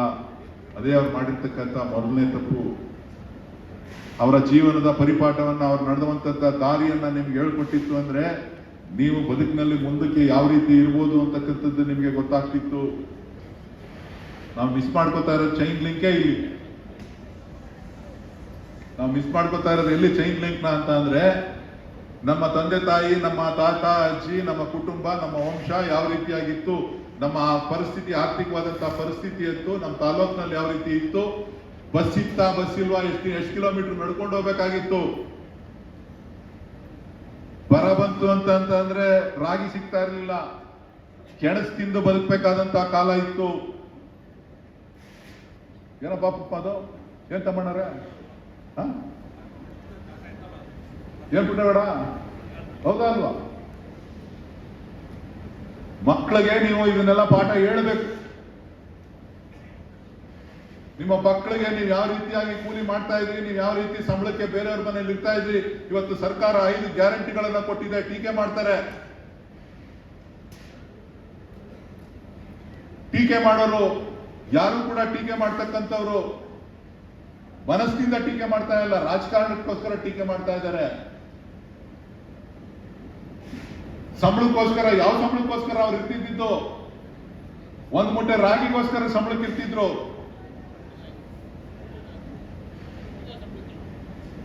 ಒಂದ್ ಮೂಟೆ ರಾಗಿಗೋಸ್ಕರ ಮನೆಗೆ ಒಂದ್ ಮೂಟೆ ರಾಗಿ ಕೊಡ್ಬೇಕು, ಕೊಟ್ರೆ ಆ ಸಂಬಳ ನಿಮ್ ಮನೇಲಿ ಇದ್ದು ಕೆಲಸ ಕೂಲಿ ಮಾಡ್ತೀವಿ ಅಂತ ಹೇಳಿರ್ತಿದ್ರು. ಅಂತ ಪರಿಸ್ಥಿತಿನಲ್ಲಿ ನಿಮ್ಮ ತಂದೆ ತಾಯಂದಿರು, ಅಜ್ಜ ಅಜ್ಜಂದಿರು ಕೆಲಸ ಮಾಡಿದ್ದಾರೆ. ಅದನ್ನ ನೀವು ಅರ್ಥ ಮಾಡ್ಕೊಂಡ್ರೆ ನಿಮ್ಗೆ ಬದುಕು, ನಿಜವಾದಂತ ಬದುಕು ಅರ್ಥ ಆಗ್ತದೆ. ಅದಕ್ಕೋಸ್ಕರ ಇವತ್ತು ಇಡೀ ರಾಜ್ಯದಲ್ಲಿ ಸುಮಾರು 52,000 ಕೋಟಿ ರೂಪಾಯಿ ಹಣವನ್ನ ಗ್ರಾಮೀಣ ಪ್ರದೇಶದಲ್ಲಿ ಯಾರು ಬಡವರಿದ್ದಾರೆ, ಆರ್ಥಿಕವಾಗಿ ಯಾರು ಹಿಂದುಳಿದಿದ್ದಾರೆ, ಅವರಿಗೆ 2,000 ರೂಪಾಯಿ ಹಣವನ್ನ ಸುಮಾರು 1,22 ಲಕ್ಷ ಕುಟುಂಬಗಳಿಗೆ ನಾವು 2,000 ರೂಪಾಯಿ ಹಣವನ್ನ ಕೊಡ್ತಾ ಇದ್ದೀವಿ. ನಿಮ್ಮ ಮನೆಯಲ್ಲಿ ಕರೆಂಟ್ ಇರಲಿಲ್ಲ, ನಿಮ್ಮ ಅಪ್ಪ ಅಮ್ಮದಿರು ಕರೆಂಟ್ ನೋಡಿರ್ಲಿಲ್ಲ. ದೀಪ ಸಿಮೆಂಟ್ ಕೊಡ್ಲಿಲ್ಲ ಅಂತ ಅಂದ್ರೆ ಸೊಸೈಟಿನಲ್ಲಿ ಗಲಾಟೆ ಆಗೋದು. ಎಷ್ಟು ಲೀಟರ್ ಸಿಮೆಂಟ್ಗೆ? ಅರ್ಧ ಲೀಟರ್ ಸಿಮೆಂಟ್ಗೆ ಗಲಾಟೆ ಆಗೋದು ಊರಲ್ಲಿ. ನಾನು ದೀಪ ಹಚ್ಚ ಕಾಯ್ತಾ ಇಲ್ವಲ್ಲ ಅಂತ ಹೇಳಿ, ದೀಪ ಹಚ್ಚಕ್ಕೆ ಸಿಮೆಂಟ್ ಇಲ್ವಲ್ಲ ಅಂತ ಹೇಳಿ. 5 ಲೀಟರ್ ಸಿಮೆಂಟ್ಗೆ, ಪೆಟ್ರೋಲ್ಗೆ ಡೀಸೆಲ್ಗಲ್ಲ, ಓಡಾಡೋ ಗಾಡಿ ಡೀಸೆಲ್ಗಲ್ಲ, ಪೆಟ್ರೋಲ್ಗಲ್ಲ, ಅರ್ಧ ಲೀಟರ್ 1 ಲೀಟರ್ ಸಿಮೆಂಟ್ಗೆ ನಿಮ್ ಸೊಸೈಟಿನಲ್ಲಿ ಸಿಮೆಂಟ್ ಕೊಡ್ಲಿಲ್ಲ ಅಂತೇಳಿ ಗಲಾಟೆ ಆಗ್ತಿತ್ತು. ಅಂತ ಪರಿಸ್ಥಿತಿನಲ್ಲಿ ಈ ದೇಶ ಇತ್ತು ಸ್ವತಂತ್ರ ಬಂದಂತ ಸಂದರ್ಭದಲ್ಲಿ. ಇವತ್ತು ನಿಮ್ಮ ಮನೆಯಲ್ಲಿ ದೀಪ ಉರಿತಾ ಇದೆ ಅಂತ ಹೇಳಿದ್ರೆ ಆ ದೀಪಕ್ಕೆ ಹಿಂದಿನ 60 ವರ್ಷಗಳ ಸಾಧನೆ ಕಾರಣ.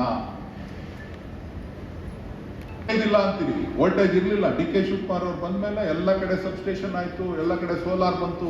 ಇವತ್ತು ನಿಮ್ಮ ಮುಂದೆ ಮನೆಗೆ ಕರೆಂಟು, ಒಳ್ಳೆ ಕರೆಂಟು, AC ಸೆಕೆಂಡ್ ಅಳ್ಳಾಡಿಸ್ತೀರಿ, ಗಾಳಿ ಅಳ್ಳಾಡ್ತಾ ಇದೆ, ಗಾಳಿ ಬೇಕು. ನಿಮ್ಮ ಅಪ್ಪ ಅಮ್ಮ ಬಿಸಿಲು ಅಂತ ಅಂದ್ರೆ ಕಾಡು ಮೇಡು ನಡ್ಕೊಂಡು ಓಡಾಡಿ ನಿಮ್ಮನ್ನ ಹೆತ್ತು ಒತ್ತು ಸಾಕಿದರೆ ಅವ್ರಿಗೆ ಗೌರವ ತಂದಾಗ ಮಾತ್ರ ನೀವು ನಿಜವಾದಂತ ಪ್ರತಿಭೆಗಳಾಗ್ತೀರಿ. ಆ ಒಂದು ನಿಟ್ಟಿನಲ್ಲಿ ನೀವು ನಿಮ್ಮ ಚಿಂತನೆಗಳನ್ನ ಮಾಡಬೇಕು. ಆ ಚಿಂತನೆಗಳನ್ನ ಮಾಡಿದಾಗ ಮಾತ್ರ ಬಹುಶಃ ನೀವು ಯಶಸ್ಸನ್ನ ಕಾಣಲಿಕ್ಕೆ ಸಾಧ್ಯ. ಹಿಂದಿನ ನೆನಪುಗಳನ್ನ ನೆನಪಿಕೊಂಡು ಮುಂದೆ ದಾಪುಗಾಲನ್ನ ಇಡ್ತಾ ಇಟ್ಟ ಹೆಜ್ಜೆಯನ್ನ ಇಟ್ಟು ಹೋರಾಟದ ಮುಖಾಂತರ ಬದುಕನ್ನ ಕಟ್ಕೊಳ್ತಕ್ಕಂಥ ಒಂದು ಕೆಲಸವನ್ನ ನೀವು ಮಾಡಿದ್ದೇ ಆಯ್ತು ಅಂತಂದ್ರೆ ಖಂಡಿತ ಯಶಸ್ಸು ಆಗ್ತೀರಿ ಅಂತಕ್ಕಂಥ ವಿಶ್ವಾಸ ನನಗಿದೆ. ನಿಮಗೆ ಪ್ರೋತ್ಸಾಹ ಕೊಡ್ಲಿಕ್ಕೆ ಡಿ ಕೆ ಶಿವಕುಮಾರ್ ಅವರು, ನಾನು, ನಮ್ಮೆಲ್ಲ ಮುಖಂಡರುಗಳು, ವೇದಿಕೆ ಮೇಲ್ತಕ್ಕಂಥವ್ರು ಎಲ್ಲರೂ ಕೂಡ ನಿಮ್ ಜೊತೆ ಸದಾ ನಿಂತಿದ್ದೇವೆ ಅಂತಕ್ಕಂಥ ಮಾತನ್ನ ಮತ್ತೊಮ್ಮೆ ಹೇಳ್ತಾ ತಮ್ಮೆಲ್ಲರಿಗೂ ಕೂಡ ಈ ಸಂದರ್ಭದಲ್ಲಿ ಶುಭವನ್ನ ಕೋರಿ ಮತ್ತೊಮ್ಮೆ ತಮ್ಮೆಲ್ಲರಿಗೂ ಕೂಡ ವಂದಿಸಿ ತಾವು ನಾನು ಕೇಳೋದಿಷ್ಟೇ. ನಂದಿನಿ ಈಗ ಹಾಲೇನೋ ಆಗ್ತಾ ಇದೀವಿ, ಪನ್ನೀರ್ ಉಪಯೋಗಿಸ್ಬೇಕಾದ್ರೆ ನಂದಿನಿ ಪನ್ನೀರ್ನೇ ಉಪಯೋಗಿಸಿ. ಪನ್ನೀರ್ ಯಾವ್ದು ತಗೋತಾ ಇದೀರಿ ಅಂತ ನೋಡ್ಬೇಕು. ಮೈಸೂರು ಪಾಕ್ ಯಾವ್ದು ತಿಂತಾ ಇದೀರಿ ಅಂದ್ರೆ ನಂದಿನಿ ಪನ್ನೀರ್ ತಿನ್ಬೇಕು. ಯಾವ್ದು ತಿನ್ಬೇಕು? ನಂದಿನಿ ಮೈಸೂರು ಪಾಕ್ ತಿನ್ಬೇಕು. ಪೇಡ ಯಾವ್ದು ತಿಂತಾ ಇದೀರಿ ಅಂದ್ರೆ ಯಾವ್ದನ್ನ ಕೇಳಬೇಕು? ಬೇಕರಿಗೆ ಹೋಗಿ ನಂದಿನಿ ಪೇಡ ಕೇಳಬೇಕು. ಆಗ ನೀವು ನಿಮ್ಮ ನಿಜವಾದಂತ ಶಕ್ತಿಯನ್ನ ನಿಮ್ಮ ಕುಟುಂಬದ ಮೂಲಕ ನೀವು ಹಾಲಾಕೋದ್ರ ಜೊತೆಗೆ ರೈತರಿಗೆ ಮತ್ತೊಮ್ಮೆ ನೀವು ಶಕ್ತಿಯನ್ನ ತುಂಬ್ತಾ ಇದ್ದೀರಿ. ನೀವು ನಿಜವಾದಂತ ನಿಮ್ಮಿಂದನೇ ಪ್ರಾರಂಭ ಆಗುತ್ತೆ. ನೀವು ಯುವಕರಿದ್ದೀರಿ, ನೀವು ನಿಮ್ಮ ಅಪ್ಪ ಅಮ್ಮನಿಗೆ ಹೇಳ್ಕೊಡ್ಬೇಕು. ತುಪ್ಪ ಬೆಣ್ಣೆ ನಿಮ್ಮಲ್ಲೇ ಸಿಗ್ತದೆ. ಯಾಕೆ ಅಂತ ಅಂದ್ರೆ ನೀರು ಹಾಕ್ಬಿಟ್ಟು ಹಾಲು ಹಾಕ್ಬಿಡ್ತಾರೆ, ಇನ್ನರ್ಧ ಲೀಟರ್ ಜಾಸ್ತಿ ಆಗಿದೆ.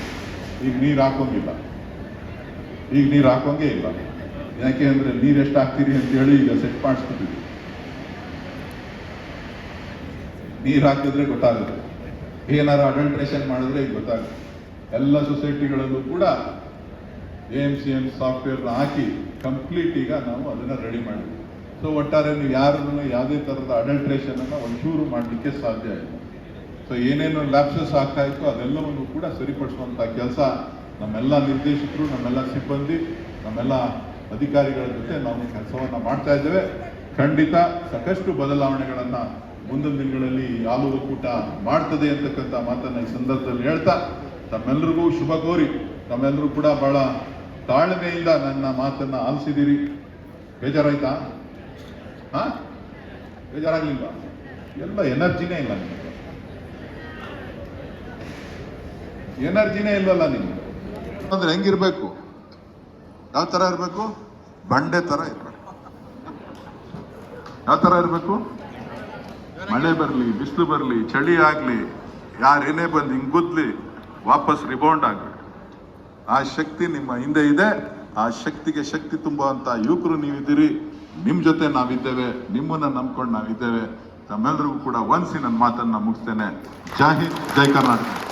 ಸಹಕಾರ ಸಂಘದ ಪದಾಧಿಕಾರಿಗಳು ಒಂದು ಪುಷ್ಪಹಾರವನ್ನು ಹಾಕಿದ್ರೆ ಬರಲಿ ನಿಮ್ಮೆಲ್ಲರ ಜೋರು ಚಪ್ಪಾಳೆ. ನೀವು ಇರೋ ಜಾಗದಿಂದಲೇ ಒಂದು ಚಪ್ಪಾಳೆ ಮುಖಾಂತರ ಅಭಿನಂದನೆಗಳನ್ನು ಕಳಿಸ್ಬೋದು ನಿಮಗೆ. ಸಿದ್ದಮಣಿ ಪಿ ಸಂಸ್ಥೆಯವರು ಬಂದಿರೋ ದಯವಿಟ್ಟು ಬನ್ನಿ. ಸಂದೇಶ್ CM, ಸ್ನೇಹ KR, ಕಬ್ಬಾಳು ಸಂಘದಿಂದ ಭಾವನಾ ಪಿ, ವಾಡೆದೊಡ್ಡಿ ಸಂಘದಿಂದ ದಿವ್ಯಾ ಪಿ, ದೊಡ್ಡಕೊಪ್ಪ ಸಿಂಚನ DM, ಗೇರಳ್ಳಿ ಕೃತಿಕಾ LG, ಕುಪ್ಪೆ ನಮನ R ಶಂಕರ್. ಬಾಯ್ಸ್ ಹೇಳ್ತೀನಿ ದಯವಿಟ್ಟು. ಚೇತನ TS ತಿಮ್ಮೇಗೌಡನದೊಡ್ಡಿ, ಧನುಷಾ A ತೊರಬೇಕೊಪ್ಪೆ, Tanmay UR Uyyamballi, Tejas P Gowda ಕಚುನಹಳ್ಳಿ, Yogesh Kabbalu ಬೂದುಗುಪ್ಪೆ, Tejas Gowda KR ಕೊಕ್ರೆವಸಳ್ಳಿ, ಯದುಷ್ BS ಬರಡಳ್ಳಿ, Sachin ಉಕುಂದ, Jaishankar CS ಚಿಕ್ಕುಕೊಡ್ಲು, Pavan KS Kanchanahalli, Syed Nisarga Bheemagondalli, Varun GC Gurupura, Aparna HS Anchumali, Harshitha CM Chaknahalli, Likhitha Gowdalli, Manoj V, Shivaratnamma sir.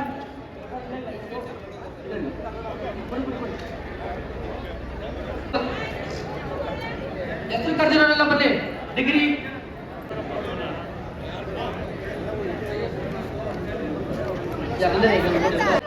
Student ಶ್ರೀಗೌಡ ಎಲ್ಲರೂ ಜೋರಾದ ಚಪ್ಪಾಳೆ. IAS ಇದು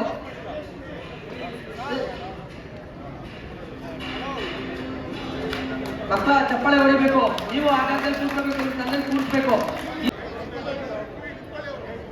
ಸಿದ್ಧತೆ ಮಾಡ್ಕೊಂಡಿರಿ. ಶಿವಲಿಂಗೇಗೌಡ ಸೆಕ್ಯೂರಿಟಿ, ಶಿವಸ್ವಾಮಿ M ದಯಮಾಡಿ ಎಲ್ಲರೂ ಜೋರಾದ ಚಪ್ಪಾಳೆ ಹೊಡೆಯೋದ್ರ ಮೂಲಕ ಅಭಿನಂದನೆಯನ್ನು ಸಲ್ಲಿಸಬೇಕು ಆಡಳಿತ ಮಂಡಳಿಯವರಿಗೆ. ನಿಜವಾದ ಶ್ರಮಜೀವಿಗಳಿಗೆ ಬರಲಿ ಜೋರು ಚಪ್ಪಾಳೆ. ಪ್ರತಿಭಾ ಪುರಸ್ಕಾರ ನಾವು ಕೊಡ್ತೀವಿ ಈಗ.